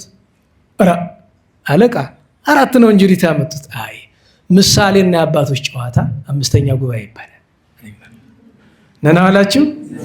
ያለ ምሳሌ ቅድም ዘያአምር ምሳሌ ያላልኳችሁ አለ ምሳሌ እኮ ነው። ወዘነ ለምሳሌ የተናገሩ የሚል ነው እንጂ ይህንን ብለዋል አለቃ ገብረሐና። እነኛ አባቶች ምን አሉ? ሰኞ ብትመለከቱ 9 አንቀጽ አለው ውዳሴ ማርያም። ማርያም የሚል ስም የለውም። ማክሰኞ ላይ ነው። ለምን ቢባል በአምሳለ እንግዳ ዕለቱን ስሙ አይጠራም። እንግዳው ብላ፣ እንግዳው ጠጣ፣ እንግዳው ተኛ፣ እንግዳው ተነስ ነው። ስሙ አይጠየቅም ራሱ በባህላችን ማለት ነው። እንደዚህ አድርጎ ሰኞ አመሰገናት፣ ባርካው ታደርጋለች። ማክሰኞ መታ አመስግነኝ ትለዋለች። ክርክር በዕለተ ሰኞ ያልቋል። እንደገና ያመሰግናታል። ረቡዕ፣ ሐሙስ እያለ ርዕሳችን ያለበት ዓርብ ላይ ይደርሳል። ታዲያ ሰኞ የሚያመሰግናት አበውን ይዛለት መታ ነው። በተለይ አዳምና ሔዋንን ከፊት አድርጋ መላእክት ሁልጊዜም አይለዩም። መላእክት ዳዊት አይለዩዋትም። ሕፃናት ቤተልሔም የተገደሉት በቤተልሔም የተገደሉ 144,000 ሕፃናት እነዚህ አይለዩም። ግን ከፊት የምታሳየዋል አበውን ይዛ መጣ። አዳምና ሔዋንን ስለምታሳየው የሰኞ ውዳሴ ማርያም ተመልከቱት። እነማን ይበዛሉ? አዳምና ሔዋን። ማክሰኞ ምን እያሳየችው ነበረ? እናዋላችሁ በኩሉ እነ ኤልያስን፣ እነ ኢያሱን፣ እነ ዳንኤልን የመሳሰሉ ነቢያትን ታሳየዋለች። መሳፍንትን ታሳየዋለች። ሰራዊተ መላእክትን በተወሰነ መንገድ ታሳየዋለች። ረቡዕ በሙሉ መላእክትን ብቻ ፊት ለፊት ታሳየዋለች። ኩሉ ሰራዊተ ሰማያት ይብሉ እያለ። ሐሙስ ከሁሉ ለይታ ዳዊትን ከፊት ታቆምለታለች። እሱን እያየ ያመሰግናታል። ዓርብ ላይ ደናግልን ይዛ ታየችው በብዛት። ደህና ዋላችሁ። ቅዳሜ እንዴት ዋላችሁ? ቅዳሜ የቤተ መቅደስ ናያትን እኩሉን እያዘከረችው እሁድም ዋና ዋናዎችን ያዘከረች። የቅዳሜ ስትመለከቱት ንጽሕት ወብሬት ብሎ ይጀምራል። አባቶቻችን ምን አሉ? እስካሁን ድረስ ንጽሕት ወብሬት ያላት አሁን ለምንድን ነው? ብርሃኗ ወዴት ሂዶ ተሰውሮበት ኑሯል ቢሉ ተሰውሮበትማ አልነበረም፣ በጊዜው ጊዜ ስለምትገልጥለት ነው። ብሬት ሆና ከሌላው ጊዜ የበለጠ ብትታየው ንጽሕት ወብሬት አላት። አንድም በዚያን ቀን ኤልሳዕን እያሳየችው ነበር ይላሉ አባቶቻችን። ምክንያት ይሁኑ ለወቅት ንጽሕት ብሎታልና ወደ መጨረሻው አካባቢ ይሰማችኋል። ኧረ በሞቴ እንዴት ዋላችሁ? ታዲያ የዓርብ ውዳሴ ማርያም ላይ ማንሻው ምንድን ነው የሚለው? ቡርክት አንቲ እምአንስት፣ ከሴቶች ተለይተሽ ምንድን ነሽ? ቡርክት ነሽ። በጥሬው በትርጓሜ መርገመ ስጋ መርገመ ነፍስ የሌለብሽ በረከተ ስጋ በረከተ ነፍስ እያማለድሽ የምታሰጭ። ቀጥሎ ምንድን ነው? ለኪለባይትኪ ኦግዝእትነ ወላዲተ አምላክ፣ የአምላክ እናት አንቺ ብቻ ነሽ። እመብርሃን አንቲ፣ አንቺ የአምላክ እናት የብርሃን እናቱ ነሽ። ነአብየኪ በስብሐት ወበውዳሴ፣ በምስጋና አንቺን ከፍ ከፍ እናደርግሻለን እናገንሻለን። ቀጥሎ ቡርክት አንቲ በሉ እንጂ ኧረ ዲያቆናት እንተጋገዝ እንጂ። ቡርክት ያማ የምከሆን ነው ይህኛውን እንጂ። ታቢም ሰማይ ከምን ትበልጫለሽ? ኧረ በሞቴ ኧረ በሞቴ። መጀመሪያ ግን ምን ብሎ አመስግኖ ነበረ? ዳግሚት ሰማይ ብሎ ነበር አይደለም? ሁለተኛይቱ ሰማይ አለና እዚህ ሲደርስ ግን አለ ኧረ የለም ከሰማይም ትበልጫለሽ አለ። ወትከብሪ ምድር ገራይ ተሰሉስ ብሏት አልነበረም? አንቲቱ ገራይት ብሎ ኧረ ከሱም ትበልጫለሽ ከምድርም። ወላይለ ኩሉ ህሊናት አለ። በነገራችሁ ላይ የእመቤታችን ክብር ማሰብ ስለማይቻል ወላይለ ኩሉ ህሊናት። ቀጥሎ መኑ ዘይክል ነቢበ እበኪ፣ ያንቺን ገናናነት መናገር የሚቻለው ማን ነው ሲል እኔ ብቻ አይደለም ሱራፌል ኪሩቤልም አይችሉም አለና ዋልቦ ዘይመስል ኪያኪ አላት። አንቺን የሚመስል የለም። እስቲ አሁን ስለመመሳሰል እናወራ። እንዴት ዋላችሁ? ጆሮ ያላችሁ እስቲ እኔ ያለኝ ያውም ቀንድ የሚያክል ጆሮ አለ። ያላወጣ ሰው አለ በነገራችሁ ላይ። እሺ አውርዱት። አይን ያላችሁ አይነ ልቦና አላልኩም እኮ አይነ ስጋውን። እሺ አውርዱት። በነገራችሁ ላይ ሁላችንም አይን አለን አይደለም? እንመሳሰላለን አንመሳሰልም? እንመሳሰላለን። ጆሮ ስላለን እንመሳሰላለን። በአጠቃላይ በአካሎቻችን በአካል ዘያክል እንመሳሰላለን። ሰው አይደል? ከዛ ቀጥሎ ደግሞ እንደገና ወንድ ለብቻ ሴት ለብቻ ታደርጉታላችሁ አይደለም? ሴቶች ደግሞ የሚያመሳስላችሁ ተፈጥሮ አለ፣ ወንድ ደግሞ የሚያመሳስለው ተፈጥሮ አለ አይደለም? ከዛ ከወንዶች ደግሞ ዝቅ ያላችሁት የሚያመሳስላችሁ አለ። ይሄ ምንም ነገር የለውም አይደለም? ዝቅ ያላችሁት ትልቁ ናችሁ ጺማችሁ የምትላችሁ እንደ ሕፃን ስለማያችሁ እሱ ችግር የለውም፣ ሕፃናት ናችሁ። ከዛ ደግሞ ጺም ያለን ደግሞ ጺም ያመሳስለናል አይደል? መነጽር የሚያመሳስለው አለ፣ ነጠላ አለባበስ የሚያመሳስላችሁ አለ፣ ጫማ፣ ብዙ የሚያመሳስል ነገር አለ። እነዚህ ሁሉ አፋአዊ ነገሮች ናቸው። ሁላችን የምንለያየው በምንድን ነው? በውሳጣዊ ነገር ነው። ደህና ዋላችሁ? እዚህ ያለን ሁላችን በእውቀት እንመሳሰላለን? ኧረ ነገሩኝ። አንመሳሰልም። በጸጋ እንመሳሰላለን? በመልካም ስነ ምግባር እንመሳሰላለን? እንመሳሰልም። የሚያመሳስለን ነገር እንዳለ የሚያለያየን ነገር አለ። ስለ አምላክ እናት ስንናገር በነገራችሁ ላይ እኛና መላእክት የሚያመሳስለን ነገር አለ። እሱ ምንድነው? የእግዚአብሔር ፍጥረት መሆናችን። ሰው ከሰው ምድብ ነው፣ መልአክ ከመልአክ ምድብ ነው። ግን የእግዚአብሔር ፍጥረቶች ነን። የተፈጠርንለት ዓላማ ያመሳስለናል። ጌታችን ምን እንድናደርግ ነው የፈጠረን? እንድናመሰግነው፣ ስሙን እንድንቀድስ። እኛ እንኳ ተራዎቹ እንዲያ የምንለያይ ከሆነ እመቤታችን ከኛ ጋር ምንድን ነው የሚያመሳስላት? ንገሩኝ። የማን ፍጥረት ናት? ንገሩኝ። አንድ የእግዚአብሔር ፍጥረት ናት። በዚያ እንመሳሰላለን። ሁለተኛ ከእመቤታችን ጋር የሚያመሳስለን እመቤታችን ምንድን ናት? ሰው ናት። ሰው ናት። እመቤታችን። ከዚያ ውጭ ባለው ግን እንኳንኛ መላእክት እሷን አይመስሉም። ለዚያ ነው ሊቁ ለማመስገን ያልተጠቀመበት ምስጋና አለ። ምን ያልመሰለው እና አባ ሕርያቆስ ምን አሉ? መጀመሪያ አይቻልም ብሎ ስላሰበ በመኑ በአምሳለ መኑን አስተማስለኪ አለ አይደል? በምን እንመስልሽ? ግን ምሳሌ ባይኖርሽም ለምስጋናሽ ሲባል ብሎ ተስፋሁ ለአዳም የዋሃቱ ለአቤል እያለ አመሰገነ። እዚህም ቅዱስ ኤፍሬም ሶርያዊ በብዙ እጽቡሩክ ሲላት ሙሴ ባያት ነደ እሳት ባላቃጠላት እጸጳጦስ ሲመስላት፣ በገራይ ተሰሎት ሲመስላት፣ በሌሎችም ምሳሌዎች ሲመስሏት፣ ዘበአማን ደመና ብሎ በደመና ሲመስላት ቆየና አይ ሆኖም ሆኖ አልቦ ዘይመስል ኪያኬ እንኳን ግዑዙ ፍጥረት ደመናው ምኑ የመሰለው ከሰውም ከመላእክትም አንቺን የሚመስል የለም። እንዴት ዋላችሁ? እንዴት ዋላችሁ? አንቺን የሚመስልሽ የለም ማለት በምንድን ነው? እመቤታችን የሚመስላት የሌለው ከፍጡር ወገን እመቤታችን የሚመስላት የለም ማለት በምን መስፈርት ነው? እናምጣው ጥቂት 4-5 ብቻ እንጥቀስ። አንደኛ እንዴት ዋላችሁ? ከተፈጠረች አንስቶ ቅንጣት ታክል እንኳ ነቃ ሀልዮ የሌለባት ፍጹም ከነቢብ ከገቢር ከሀልዮ ከኃጢአት ብቻ አይደለም ከሐሳብ ምንድነው ይባል ህቅታ ይባላል አይደል? ያችን ታክል እንኳ እመቤታችን የለባትም። ለመላእክት ተክሎሙ ድንጋሌ ህሊና አይደል? እንኳን የሰው ልጅ በታምረ ማርያም ለመላእክት እንኳ ድንጋሌ ህሊና ከባድ። አልቦ ዘይመስል ኪያኬ እመቤታችንን በድንጋሌ ስጋ በድንጋሌ ነፍስ በድንጋሌ ህሊና የሚመስልሽ የለም። ከገቢር ከነቢብ ከሀልዮ ነፃ በመሆን የሚመስልሽ የለም። ሁለተኛ እመቤታችን ድንግል ማርያም የማን እናት ናት? ንገሩኝ። የሚመስልሽ የለም። ከቶኑ የአምላክ እናት የምትባል በምድርም በሰማይም ከእመቤታችን በቀር የለችም። ሁለት ሶስተኛ እመቤታችን ድንግል ማርያም አምላክን አዝላ አጥብታ አሳድጋለች። ሀሊበ ድንግልና አጥብታለች።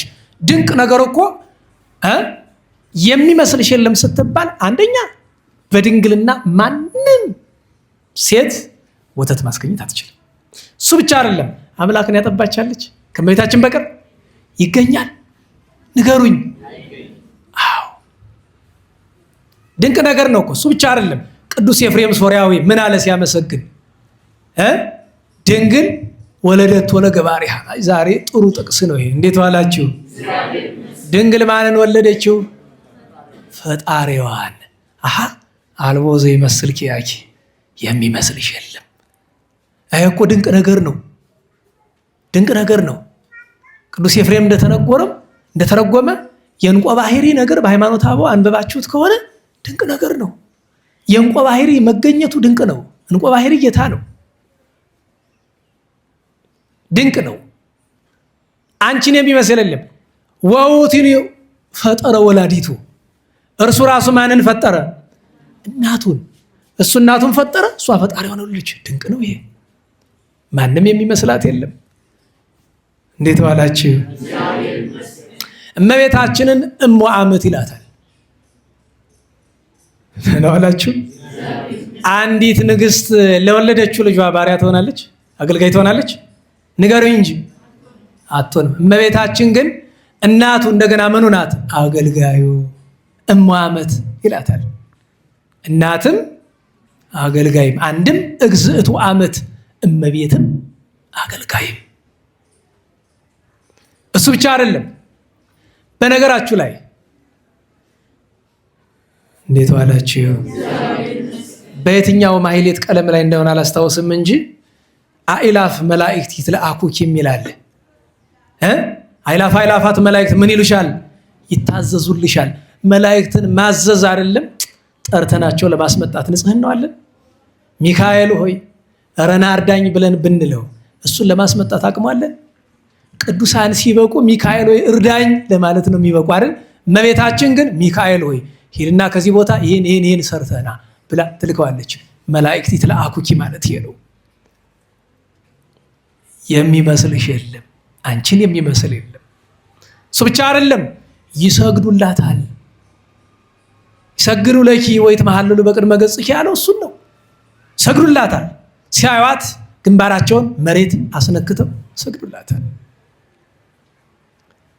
የመላእክት እህት የተባለች ሴት የምታውቋታለች? ዓለም ከተፈጠረ ከእመቤታችን በቀር? ኧረ ንገሩኝ። የመላእክት እህት ማናት? ንገሩኝ። የአበው ተስፋ ማናት? የሐዋርያት ስብከት ማናት? የሰማዕታት እናት፣ የደናግል መመኪያ፣ የጻድቃን ሞገስ። አልቦ ዘይመስል ኪያኪ፣ አንቺን የሚመስል የለም። በንጽህና የሚመስልሽ የለም። በድንግልና የሚመስልሽ የለም። በክብር የሚመስልሽ የለም። በምድርም በሰማይም ብሎ ቅዱስ ኤፍሬም አመሰገናት። በእርሱ ያደረ ጣዕመ ምስጋና፣ ጣዕመ ውዳሴዋ፣ ጣዕመ ስሟ፣ ጣዕመ ፍቅሯ በሁላችን ላይ ይደርብን። ቅዱስ ኤፍሬም እንዲያድርጉ አመስግኗት። መጨረሻ ላይ ሰዓት ሄደ ይሆን? መጨረሻ ላይ የእሑድን ምስጋና ሲያመሰግን እኔ ነገራችሁ ላይ ይገርመኛል። የእሑድ ምስጋና ከምስጋናዎቿ ሁሉ ይበልጣል ይባላል በትርጓሜ። ተሰመይኪ ፍቅር ተብሎ አመስግኗት። በ9ኛው አንቀጽ ላይ ለኪ ይደሉ ዘምኩሎሙ ቅዱሳን ትሰአሊ ለነ፣ ከቅዱሳን ሁሉ ይልቅ ማማለድ ለማን ይገባል? ለአንቺ ይገባል። ኦ ምልዕተ ጸጋ ምልዕተ ጸጋ ምልዕተ ክብር ድንግል ሆይ አንቲ ታብይ ሊቃነ ጳጳሳት። ሁልጊዜ በየዓመቱ አንቀጽ ስደርስ ቅር ይለኛል አይደለም? ታስተውሱ ካላችሁ ለምን መስላችሁ ቅር የሚለኝ? አንቺ ከሊቃነ ጳጳሳት ትበልጫለች ብለን ስንል ብዙዎቻችሁ በዚህ ዘመን ያለውን ሰው እንዳታዩ። ቅዱስ ኤፍሬም ከጳጳሳት ትበልጫለች ብሎ ሲላት ጳጳሳት የሚላቸው ንቅዱስ ባስልዮስን፣ ንቅዱስ ያዕቆብን፣ ንቅዱስ አትናቴዎስን ነው። ለምን? እነሱ በምድር ያሉ መላእክት ናቸዋ። ከነሱ ትበልጫለሽ። ወፈድፋደ ተከብሪም ነቢያት፣ ከዳዊት ከሰሎሞን ከኢሳይያስ ከአብርሃም ከይስሐቅ ከያዕቆብ አንቺ ትበልጫለሽ። ብኪ ግርማ ራእይ ዘአቢም ግርማ ሱራፌል ወኪሩቤል፣ ከሱራፌል ከኪሩቤል የሚበልጥ ምን አለሽ? የመወደድ የመፈራት የባለሟልነት ግርማ አለሽ ነው የሚባል። አያችሁ፣ የመወደድ የመፈራት የባለሟልነት። መወደድ በምእመናን በመላእክት፣ መፈራት በአጋንንት በመናፍቃን፣ ባለሟልነት በሥላሴ ዘንድ አለሽ አለ። አንቲ በአማን ምክሐዘ መድኅነ፣ የሚመስልሽ የለም ብሎ የለ። የባህሪያችን መመኪያ አንቺ ነሽ። ወሰአሊት ሕይወት ለነፍሳቲነ፣ ለሰውነታችን አንድም ለነፍሳችን ምሕረት የምትለምኝ አንቺ ነሽ እና ሰአሊ ለነ ሀበ እግዚእነ መድኃኒነ ኢየሱስ ክርስቶስ፣ ወደ ጌታችን ወደ አምላካችን ወደ ኢየሱስ ክርስቶስ ለምኝልን። ያጽናነ በርትዕት ሃይማኖት ስታሚነ ዚአሁ፣ እርሱም በማመን በቀናች ሃይማኖት እንዲያጸናን። ይጸግወነ ሳይሮ ምሕረቶ፣ ይቅርታውን ቸርነቱን ይሰጠን ዘንድ ይልክልን ዘንድ። ይስራይ ኃጢአተነ በብዝሃ ምሕረቱ፣ በምህረቱ በይቅርታው ብዛት ኃጢአታችንን ይቅር ይለን ዘንድ። ሰአሊ ለነ ቅድስት ይላል። ጊዜ ቅድስት ሆይ ለምኝልን። ጽንዕት ንጽሕት ክብርት ልዩ ሲል ነው ብሎ ይተረጉማል። እሱን በውዳሴ ማርያም ትርጓሜ ትሰሙታላችሁ። ታዲያ ውዳሴ ማርያም ስትጨርሱ እንደዚህ ብሎ አያበቃም። ቀጥሎ ምን ይባላል? አምጣ እስኪ። ሰአሊ ለነ ቅድስት ካልክ በኋላ ለኪ ይደሉ ለምን ይመጣል? በል እንጂ ውዳሴ ማርያም ዜማ የተማራችሁ ወበይንተዝ ይውላችሁ። የዕለት ውዳሴ ማርያም የምትደግሙ ከሆነ ሁለተኛው አንቀጽ ሁልጊዜም መጨረሻ ናት። የሰኞ ውዳሴ ማርያም ብቻ ከደገማችሁ ወደ ማክሰኞ የማታልፉ ከሆነ ስትጨርሱ ምንድን ነው የምትሉት? ባረክና ከምስለ መላእክቲከ ብሎ ሰአሊ ለነ ቅድስት ትሉና ሰረቀ በስጋ ድንግል ዘነነ ዘራብሲ ዋዳነን። ከዚያ በኋላ ነው አሁን ስማት። እቺ ሁለተኛ ውዳሴ ማርያም ስትደግሙ ተከፍላ የተቀመጠች ያለች አይደለም? እሱ የመጨረሻ መደምደሚያ ናት። ማክሰኞም ከሆነ ምንድነው ምንል? ስመ በፈቃዱን። ረቡዕ ከሆነ ኩሉ ትውልድ አይደል? ሐሙስ ከሆነ ናቢኪ፣ ዓርብ ከሆነ ለኪ ለባሕቲኪ፣ ቅዳሜ ከሆነ ተፈሥሒ ምልዕተ ጸጋ። ግን ሙሉ ውዳሴ ማርያም የምንደግም ከሆነ ግን ደግመን ጨርሰን ለኪ ይደሉ ካልነ በኋላ መጨረሻ ላይ ምን እንላለን? ወበእንተ ዝናቢኪ ኩልነ። ትንሣኤ ስታደርሱ እቺ ቀለም ብዙ ጊዜ ከሌላው ሁለት ለይታ የትንሣኤ ቀን ነው ትኩረት የምትስብ አይደል? የንታ በጻ የሚሉት ነገር አለ። ሁልጊዜ ይላሉ። በቃ በተለይ ቃለ እግዚአብሔር የተማርን ሰዎች ማህሌት የትንሣኤ ሲገባ አብዛኛው እሱ ድክም ብሎት ነው የሚገባ። 2 ቀን ያከፈላል፣ 3 ቀን ያከፈላል፣ 1 ቀን ያከፈላል። ሁሉም ግን ደክሞት ነው የሚገባ። ከዚያ ምዕመኑ እንደደከመው ነው የሚቆይ። ሊቃውንት ግን ምንድን ነው የምታነቃቸው ብትለኝ አሉ ወይንተዝ በዚህ ማስተባል ናአብየኪ ኩልነ ኦግዝእትነ ወላዲተ አምላክ ንጽሕት ኩሎ ጊዜ ንስሕሎና አንቃ አቤኪ ከበንርከብ ሳይለ በሀበ መፍቀር የሰብ እቺ ከተባለች በኋላ 2 ቀን ብቆም አይደክመኝም ይላል። በቃ ራብ ይጠፋል። እዛ በኋላ የለም እችን መስማት ወይንተዝ ናአብየኪ ኩልነ።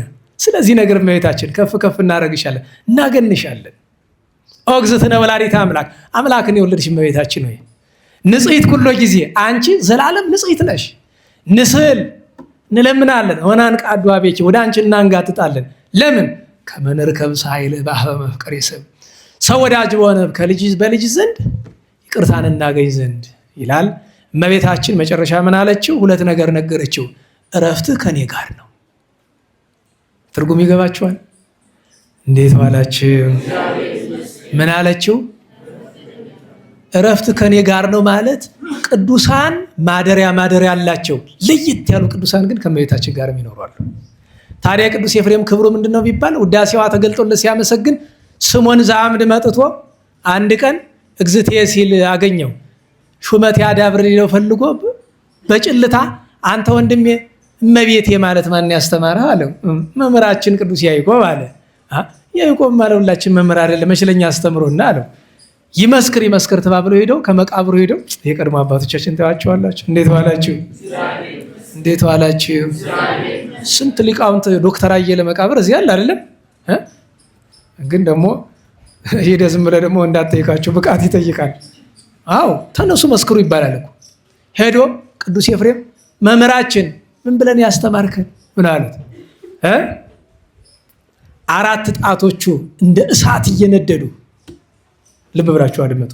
እንደምን እንደ እሳት እየነደዱ እንደ ፋና እያበሩ እንዲህ ብዬ ስለ አንድ ነገር ልንገራችሁ። ቅርብ ጊዜ የኔ መምህር ወዳጅ የነበሩ ሽማግሌ ነበሩ። ዲያቆን ናቸው ግን ሽማግሌ ውዳሴ ማርያም ይወዳሉ በጣም። ውዳሴ ማርያምና አንቀጸ ብርሃን ሲደግሙ 10 ጣታቸው እንደ እሳት ይነዳል። ቦክ እያለ እንግዲህ በነገራችሁ ላይ ዛሬ ቅዱሳን ያሉ አይመስሏችሁም አይደለ? አሉ እኮ ክፉ ነን እግዚአብሔር ሰውሮብን እኮ ነው አሉ እኮ። አስባችሁታል? ውዳሴ ማርያም ሲደግሙ ጣታቸው ቦክ የሚል እንደ ቅዱስ ያዕቆብ ዘነጽቤ ቡትቶ የሚለብሱ ዲያቆን በዲቁና የሚያገለግሉ በአስመልካች ብቻ የሚገቡ ሰራይ መሆን የማይፈልጉ በዚህ ዘመን ነው። በ20ኛው መቶ ክፍለ ዘመን ላይ ነው። በነገራችሁ ላይ የኔ መምህር ወዳጅ ናቸው ብያቸዋለሁ። እና እንዲያም አለ እንዲያው ትዝ ብሎኝ ነው። ስማቸውን ሌላ ቀን ነገራችኋለሁ። ግር ብሎኝ እንዳይመስላችሁ። ግር ብሎኝ አይደለም፣ ስማቸው የታወቀ ነው ማለት እኔ ያውቀዋለሁ። ችግር የለውም። ግን አሁን እስኪ እስማ የኮነ ጊዜው ይላል። እስቲ ሌላ ቀን ደግሞ አንድ ቀን ትዝ ሲለኝ እናወጋዋለን። ሰው አነስ ሲል እናወጋዋለን። አባቶቻችን ምን አሉ? ሰው ሲበዛ ምስጢር አትንዛ። አንድ ቀን እንታ ተቆጥተውኛል የሆነ ነገር ስናገር፣ አራ አንተ ይሄ እኮ ለብቻ አባቶች ጋር የሚጫወቱት ነገር ነው አሉ። ይቅር ይበሉኝ እንግዲህ እንዴት አደርጋለሁ? የማይነገር ነገር ተናግሬ ማለት ነው። መድኃኔዓለም በረከታቸውን ያሳድርብን። ብድግ ብሎ አለ ምን አለ? በሕይወቴ እፍለኪ ሰላም ለኪ ኦ ቅድስት ድንግል ከመ ስሞን ዘአምድ ወድረ ሞትየሰ ኩሎሙ አይጽምቴ ይብሉኪ ሰላም ለኪ ኦ እግዝእትየ ቅድስት ድንግል ከመ ኤፍሬም ሶርያዊ ብሎ እመቤቴ ማለትን በመንፈስ ቅዱስ ሐሳብ መስክሮለታል። እመቤታችን ስንል እንዲያ ነው ምስክርነቱ። እና ቅዱስ ኤፍሬም ለ67 ዘመን አስተምሮ 68 ዘመን ሊሞላው ሲል በገድል ተቀጥቅጦ ኗሪ ነውና አካሉ አልቆ መንፈስ ቅዱስ ጠርቶት እመቤታችን አእላፍ መላእክትን አስከትላ በዚህች ቀን ቅድም ተወለደ ያልኳችሁ በስንት ዓመተ ምህረት ነው? በ298 አካባቢ አይደለም፣ በ365 አካባቢ እመቤታችን አእላፍ መላእክትን አስከትላ መጣ በክብር አሳረገችው። ታዲያ ምን ይላል? በሆነ ጊዜ ላይ ሂዶ ከእግዚአብሔር ፊት ይጮህ ነበር ይባላል፣ ያለቅሳል። እና ቅዱሳን ምን ገጠመው እያሉ ነው የሚያስቡ። ምን እያለ ነበር የሚጸልይ? ጌታዬ እባክህ ማዕበልህን ግታልኝ እያለ ማለት ነው። አዝ እምኔ ሟግደ ጸቃቅ እንዲያው ምን ይላል? ወይዘ ድርሳናት ብዙ ሰው ለልቡ ሀየሎ አሃዝምኔ ሟግደ ጸጋ ከኩሎ ለእግዚአብሔር አምላክ እንዘ ይብልሳሉ ይላል እኮ አርኪ አይደለም። እባክህ ይህንን እንደ ጎርፍ ዝም ብሎ ማለት እንደማይበል ያጥለቀልቀዋል። ምስጢረ ሃይማኖት፣ ምስጢረ ሥላሴ፣ ነገረ ድህነት፣ ነገረ ማርያም፣ ነገረ ቅዱሳን፣ ነገረ ቤተ ክርስቲያን፣ ነገረ መላእክት፣ ነገረ ስነ ፍጥረት አማትታው በዝቶበት እባክህ ማይበል ሞገድን ያዝልኝ አለ። 14000 ድርሰት ደርሶ እና ቅዱስ ኤፍሬም ሶርያዊ ታላቅ ሊቅ ነው። በረከቱ ይደርብን፣ የእመቤታችን ጣዕመ ፍቅሯ ይደርብን። ዛሬ የዓለም ብርሃናት የተባሉ ቅዱሳን ጴጥሮስ ጳውሎስ ወደ ጳራግሞስ ሀገር ከሀገረ እንዶር እልፍ ብላ ባለች ሀገር ሄደው ወንጌል አስተምሮት ኋላ ግን ሰይጣን አሳስቶት እሱን በነፋስ የሰቀሉበት ታምራት ያደረጉበት አይዛብን ያሳመኑበት በዓላቸው ነው የዓለም ብርሃናት ቅዱሳን ጴጥሮስ ወጳውሎስ። በተረፈ ዛሬ ቅዱስ ቂርቆስ በግብፅ ሰማዕትነቱ እኛ በ19 የምናከብረውን ዛሬ ነው የሚያከብሩት። ቂርቆስ ወይሉጣን፣ ቅዱስ ፍሬምናጦስ ገዳማዊ፣ ቅዱስ አርዮን ሰማዕት አለ። ዛሬ መጨረሻው በዓል ጻድቁ ንጉሥ አፄ ዮሐንስ ዓመታዊ በዓላቸው ነው። ነና በላችሁ። እስቲ እንዲያው ሽልማት ሰጣችኋለሁ። አፄ ዮሐንስ ቤተክርስቲያን፣ ጻድቁ አፄ ዮሐንስ ቤተክርስቲያን አላቸው ኢትዮጵያ ውስጥ። በነገራችሁ ላይ ታቦት አላቸው እንድታውቁት። ታቦት አለ፣ ቤተክርስቲያን አለ። እማዝነው ነገር የሚያከብረው ጠፍቶ ቤተክርስቲያኑ ዛሬ በላዩ ላይ ስሙ ተቀይሯል። ታቦቱ አለ አሁንም፣ ሽማግሌ ካህናት ያውቁታል። ነገር ግን የሚያከብረው ጠፍቶ ታቦቱ እያለ ተቀይሯል። አዲስ የገባውን ታቦት ወዳለው የጻድቃን ነው የአቡነ ሐራ ታቦትን የተደረበበት እና ዛሬ ሰው የሚሄድ የአቡነ ሐራ በዓል እያለ በ11 ነው የሚሄድ። ትክክል ነው፣ እሱ የተገባ ነው ጻድቁን ማክበሩ። ነገር ግን አፄ ዮሐንስ ጻድቁ አስቡት እስኪ፣ በነገራችሁ ላይ ያልታደሉን ነው እንጂ በሀገራችን ነግሰው አባታቸው አጤ ፋሲል ናቸው። እናታቸው ማነት? እስቲ ጎበዝ አምጣ። ታሪክ የምታውቅ ከሆነ እስቲ ዝም ብለህ እዚህ ትሞላፈጣለህ ጎንደሬ እያልክ አምጣ እስቲ። ማናት እናታቸው? ያዝ እንዳታጠፋ። አባታቸው ማን አልኩ? አፄ ፋሲል፣ አፄ ፋሲለደስ። እናታቸው እቴጌ እህተ ክርስቶስ ትባላለች። ዛሬ ዘረኛ ሆነ ፋሲል ጎንደሬ ብቻ ይመስላል።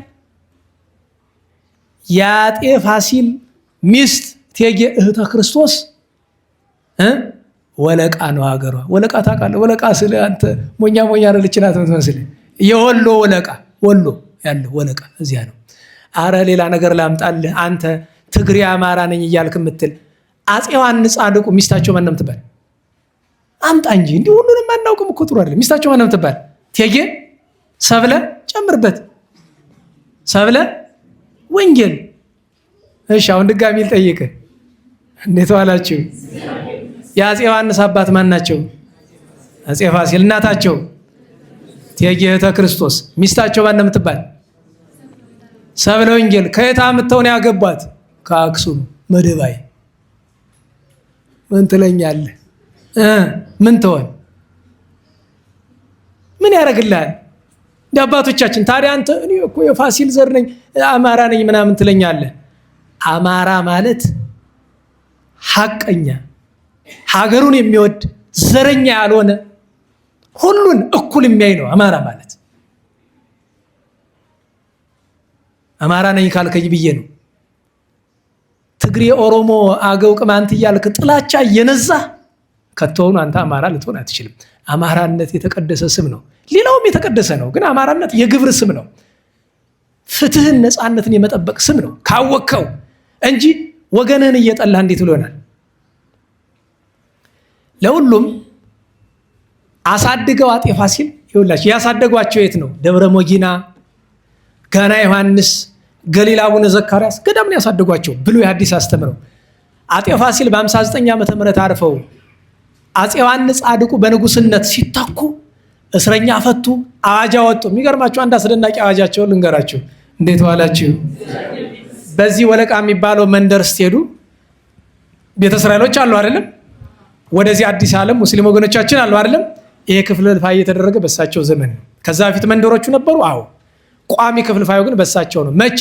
በነገሱ በአመቱ በ1660 ዓመተ ምህረት መስከረም 26 ቀን ነበረ።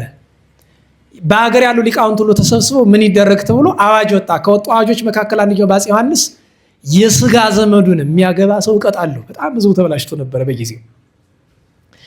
መንፈሳዊ ተዘምዶና ስጋዊ ተዘምዶ ድጋሚ ፍትሐ ነገሥት ላይ ያለው በግዝት የጸና የዛን ጊዜ እቀጣለሁ ብለዋል። ሌላ ደግሞ ምን የሚል አዋጅ አወጡ? ክርስቲያን ለባርነት አይሸጥም። ክርስቲያን ባሪያ አይሆንም። ክርስቶስ ሞቶ ነፃ አውጥቶታል። ባሪያ አይሆንም አዋጅ። ክርስቲያንን ባሪያ አድርጎ የተገኘ ሰው ይቀጣል። ከዛ እስላም ክርስቲያኑ እና ፈላሻው እየተጋጨ ሲያስቸግር ምረጡ አሉ ሶስቱንም። መሃሉ ለክርስቲያን ሆነ፣ አዲስ ዓለም ለሙስሊም ሆነ። በነገራችሁ ላይ ዜና መዋዕላቸውን ገልጣችሁ ፈጥሬ ማወራ እንዳይመስላችሁ። ግዕዝ የምታነቡ ከሆነ ዜና መዋዕላቸውን ገልጣችሁ ማንበብ አለ። እኒህ ንጉሠ ነገሥት ቤተ መንግስት ሲገቡ መጀመሪያ ያደረጉት ነገር እስረኞችን ሞትም ምንም የተፈረደባቸውን ፈቱና አንድ ረድ ከሳቸው ዘንድ አስቀመጡ። ሁልጊዜ ፍርድ ትችት ሲጨርሱና ከዘመቻ ሲመለሱ ማታ ማታ ምንድን ነው የሚያደርጉ? ሰሌን ይሰፋሉ። ያ ሰሌን ገበያ ይሸጣል። እራታቸው ይመጣላቸዋል። ያንን ይመገባሉ። ከቶውኑ ከግብር እንጀራ በልተው አያውቁም። ከህዝብ ግብር ገዳማዊ ማለት ናቸው። በንጉስነት ያሉ በአንድ ሚስት የጸኑ የተባረኩ ልጆችን የወለዱ ናቸው። ከልጆቻቸው መካከል ናቤቶ ቅላዥ እንዳሉ ሁሉ ሰለስቱ ምዕትን የሰሩት ንጉስ ቴዎፍሎስ የሳቸው ልጅ ናቸው። አዲያም ሰግድ ኢያሱ የሳቸው ልጅ ናቸው። ከጽድቃቸው ብዛት የተነሳ አንዲት ገጣሚ ያለችውን ነገር ላንበብላችሁ።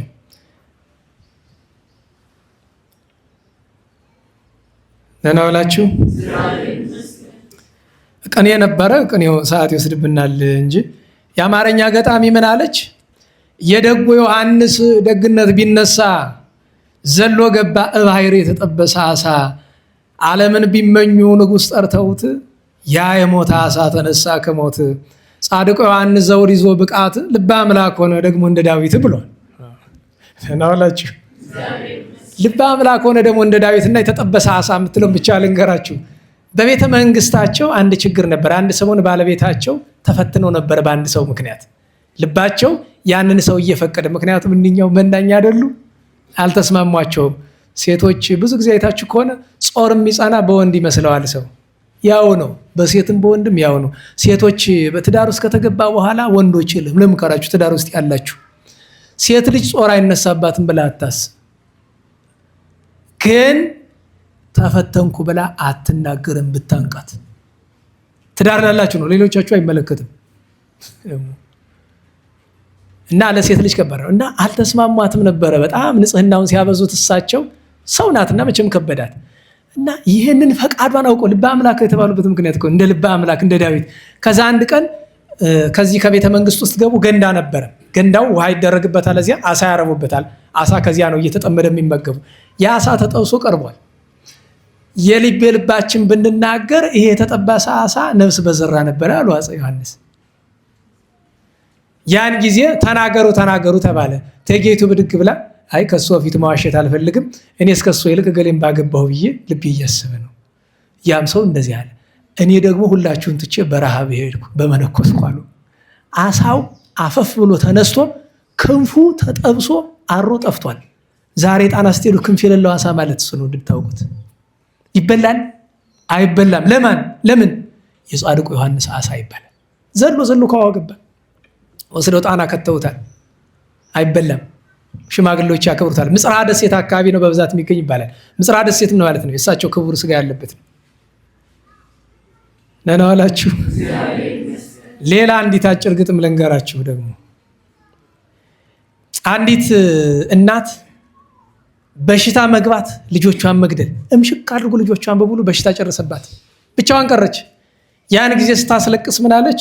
ልጆች አልቀውብኝ ትንሹ ትልቁ የልጆችን ማለቅ ንጉሥ ቢጠይቁ ከሞቱ በኋላ ልጆች ካለቁ ያስነስሉ ነበር ዮሐንስ ጻድቁ አለች ይባላል።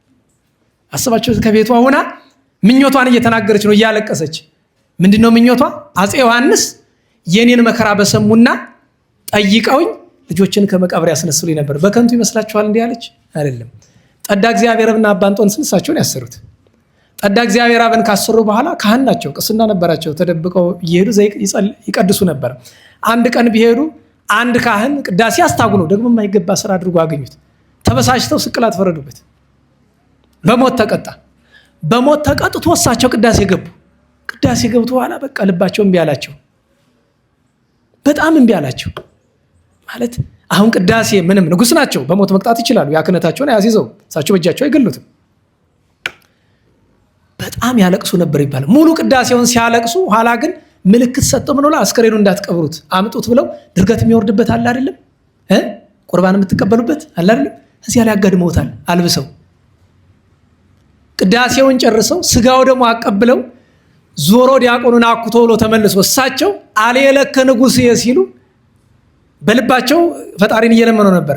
አሌለከ ንጉሥ አምላኬ ወባርክ ለስምከ ለዓለም ወለዓለም ዓለም ሲሉ ያ የሞተ ካህን አፈፍሎ አቡነ ዘበሰማያት ኢታባነ እግዚኦ ተመስሎ ተቀብሏቸዋል። እኔ በሕይወት እያለሁ እንዳትናገሩ ብሎ ይሄው በዚያውም ተረሳስቶ ቀረ። ሞት የሚያስነሱ ንጉሠ ነገሥት ነበሩ። ታዲያ አንዳንድ ታሪክ ጸሐፊ ቅባት ነበሩ ምናምን ይቅባውና ምናምን ይላል። ተው እባክህ ተው፣ ተረት አትጻፍባቸው። ጠላት ብዙ ነገር ጽፏል። አዲያም ሰገድ ኢያሱን ጸጋ ናቸው፣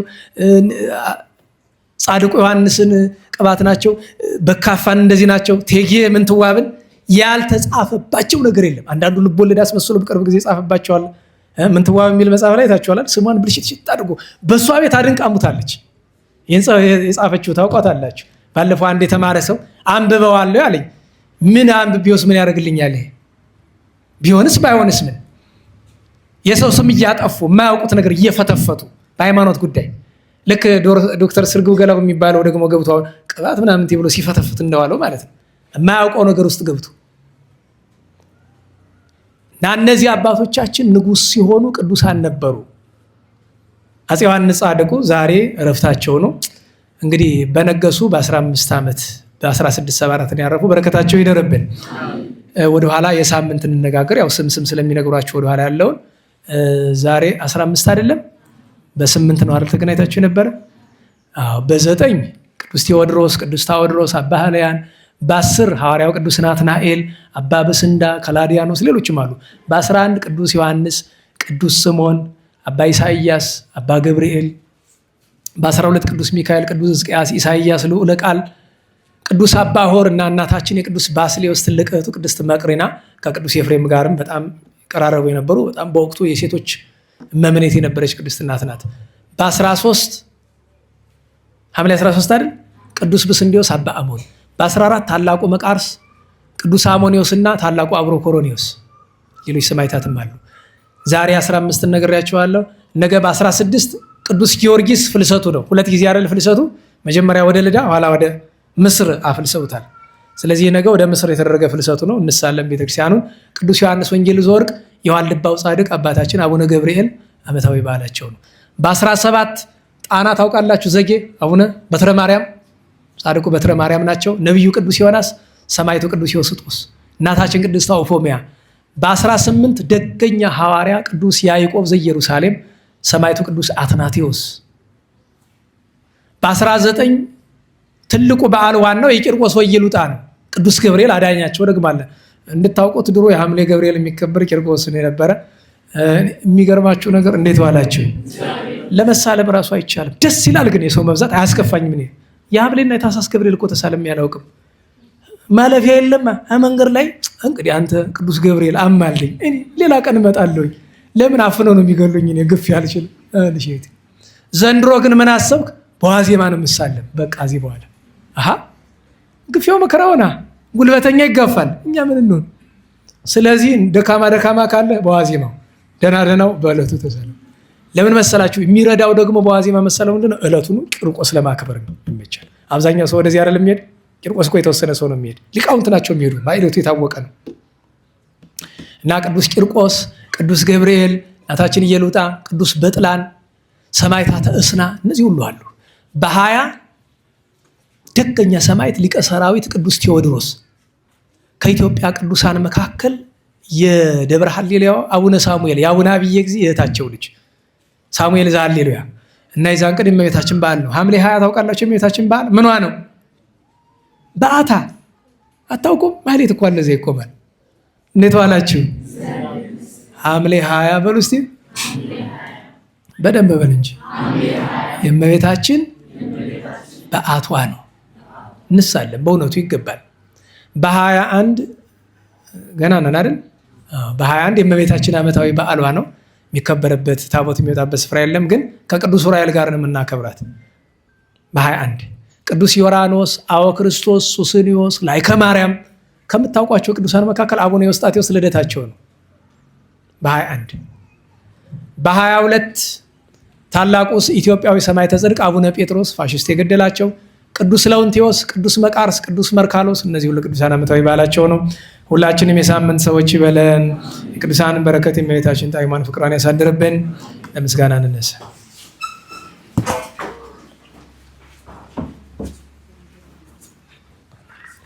ስብሐት ለአብ ስብሐት ለወልድ ስብሐት ለመንፈስ ቅዱስ ስብሐት ለአብ ስብሐት ለወልድ ስብሐት ለመንፈስ ቅዱስ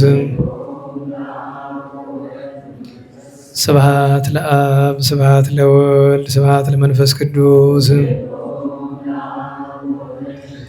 ስብሐት ለእግዝእትነ ማርያም ድንግል ወላዲተ አምላክ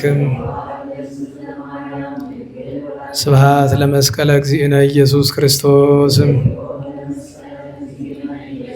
ክርስቶስ በምሕረቱ ይዘከረነ መዳግም ምጽአቱ እያስተኀፍረነ ንሰብሖተ ስሙ ያንቅሐነ ወበአምልኮቱ ያጽንዓነ እግዝእትነ ማርያም አይርጊ ጸሎተነ ወአስተስርይ ኩሎ ኃጢአተነ ቅድመ መንበሩ ለእግዚእነ ለዘአብልዐነ ዘንተ ኅብስተ ወለዘአስተየነ ዘንተ ጽዋዐ ወለዘሰርዐ ለነ ሲሳየነ በአራዘነ ወለዘተአገሰ ለነ ኩሎ ኃጢአተነ ወለዘወሀበነ ሥጋሁ ቅዱሰ ወደሞ ክቡረ ወለዘአብጽሐነ እስከ ዛቲ ሰዓት መላለም ምሕረቱ ለአብ ስብሐት ወአኮቴት ለእግዚአብሔር ወለወላዲቱ ድንግል ወለመስቀሉ ክቡር ይትሐኮቱ ይትሰበሐ ስሙ ለእግዚአብሔር ወትረ በኩሉ ጊዜ ወበኩሉ ሰዓት ስብሐት ለአብ ወወልድ ወመንፈስ ቅዱስ ይእዜኒ ወዘልፈኒ ወለዓለመ ዓለም አሜን። አውሎግሶን አውሎግሶን አውሎግሶን በእንተ አብ ወወልድ ወመንፈስ ቅዱስ አቀበት ለወጡ ቁልቁለት ለወረዱ ርጥብለት የሰባቸው ደረቅ ለነደደባቸው ለረዱ ለተራዱ ለዘከሩ ላዘከሩ ስመ እግዚአብሔር ስመ ማርያም ድንግል ስመ ቅዱሳን ለጠሩ እግዚአብሔር አስበ ቅዱሳን ይሰብልን። ጸሎተ እግዝእትነ ማርያም እንበል። ሰላም ለኪ ዘንሰግድ ንብለኪ ማርያም ምንን አስተበቋኪ ማርያም የተማይጸነበኪ በእንታና ምኪውያቄ ማቦኬ ማይበረኒዮም ድንግል ባርኪ ጸሎተ እግዝእትነ ማርያም ድንግል ወላዲተ አምላክ ተአብዮ ነፍሴ ለእግዚአብሔር ወትታሰይ መንፈሴ በአምላኬ ወመድኃኔ ስመሬ ማማላ አመቱ ናሁ ሚዝየስ ያስተበጽኡኒ ኩሉ ትውልድ እስመ ገብረ ሊት ኃይለ አብያተ ቅዱስ ስሙ ወሳይሉኒ ለትውልደ ትውልድ ለለ ይፈርው ግብረ ኃይለ በመዝራይት ወዘረው ለያቢብ ሊናለቦም ወነሰቶም ላየላን መናብርቲዮም አይቤዮም ለተውጣን ዋዝገበውም በረከቱ ለርባን ወፈነው ሙራቆሙ ለቡላኑ ተወክፈው ለእስራኤል ኩል ወተዘከረ ሳይሉ ዘይቤኖም ለአበዊነ ለአብርሃም ወለዘሩ እስከ ለዓለም ባረክነ ቅድስና ንጽሕነ እግዝእትነ ፍትነ ማእሰሪው ለሰይጣን እሙ ለመድኅን ወለተ ብርሃን ኦ መዝገበ በረከት መዝገበ ቅዱሳት መዝገበ ንጽሕ መዝገበ ራእይ መዝገበ ይዋት ባረክነ በእድየኪ በከመ ባረኪ ወለኤፍሬም ፍቁርኪ በበረከተ ወልድኪ በአብ ወመንፈስ ቅዱስ ስብሐት ለአብ ወወልድ ወመንፈስ ቅዱስ ለዓለሙ ለዓለመ ዓለም። እንደ ቸርነት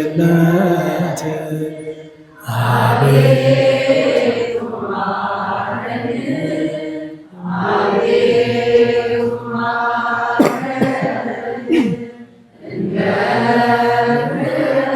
ምሕረትህ ይቅርታን ስጠን፣ ይቅርታን ስጠን ከኃጢአት ማንጻት ከብዙ በደል ከብዙ በደል ለዚያች ክፉ ኃጢአት እንዳልሆናት ሎሌ እንዳልሆናት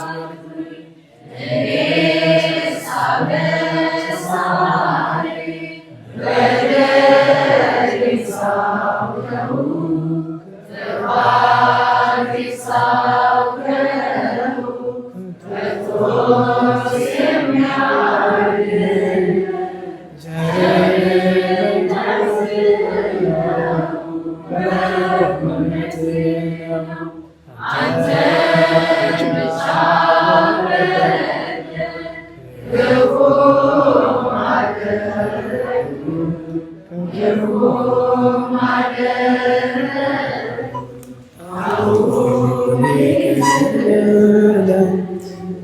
ከፊት ወደቅሁ ከፊት ወደቅሁ ከፊት ወድቄ ስለምን አንተን ስማጸን አንተን መውደቄን ተመልከት አምላከ ብርሃን አምላከ ሰላም አሁን ትባርክ ዘንድ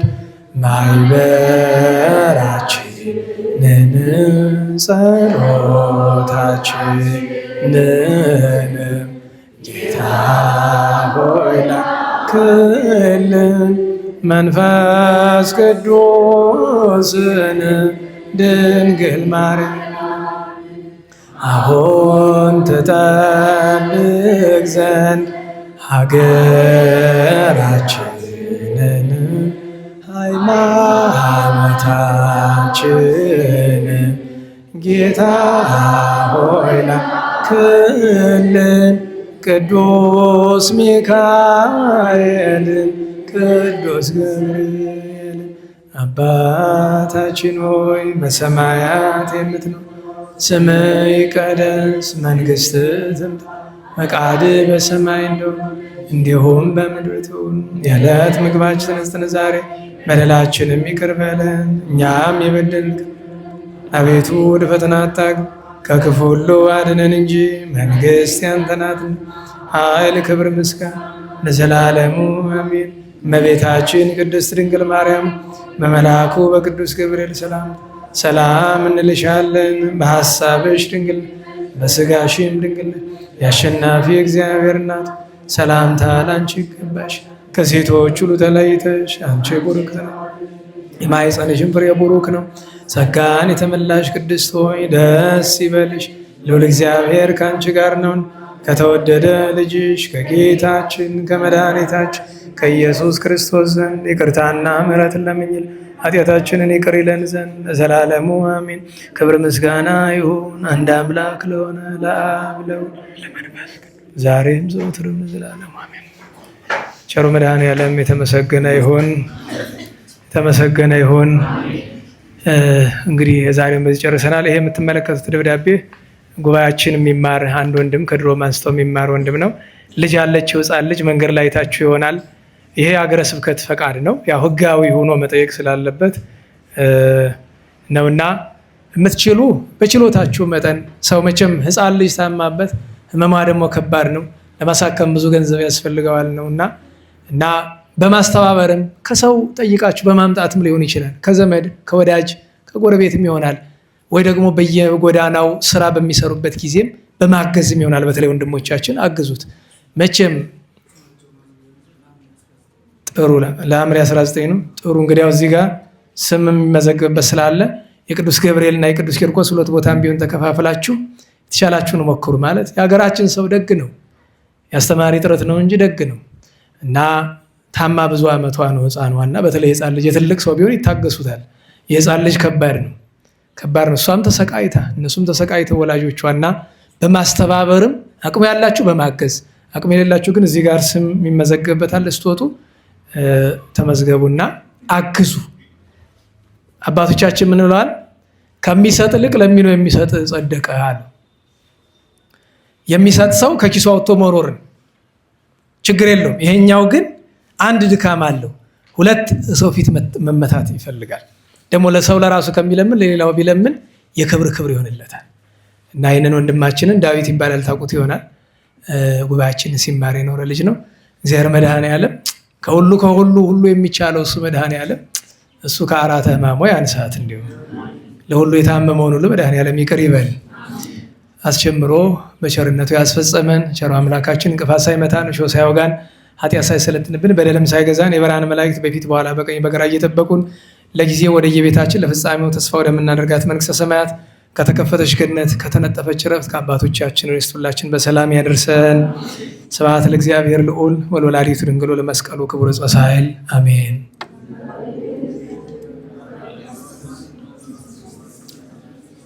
አሜን። የመሸባችሁ መሄድ ትችላላችሁ። ሌሎቻችን እንዘምራለን።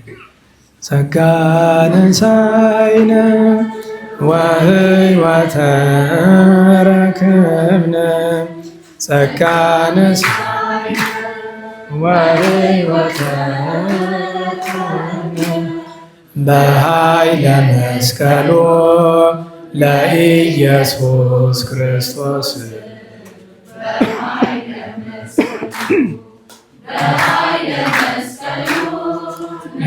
ለኢየሱስ በኃይለ መስቀሉ ኪያከ እግዚኦ ነአኩት ወንሴብሐከ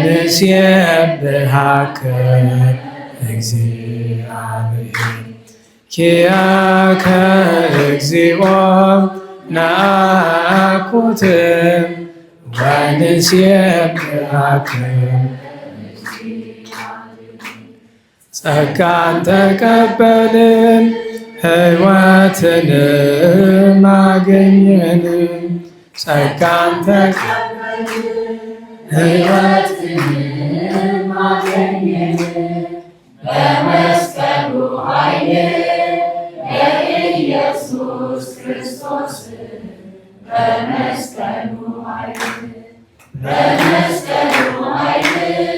የኢየሱስ ክርስቶስ በመስቀሉ ኃይል አቤቱ አንተን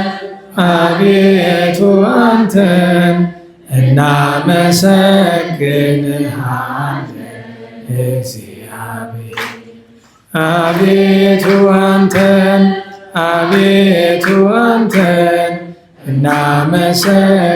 እናመሰግንሃለን እግዚአብሔር። ሰላም ያሳድረን።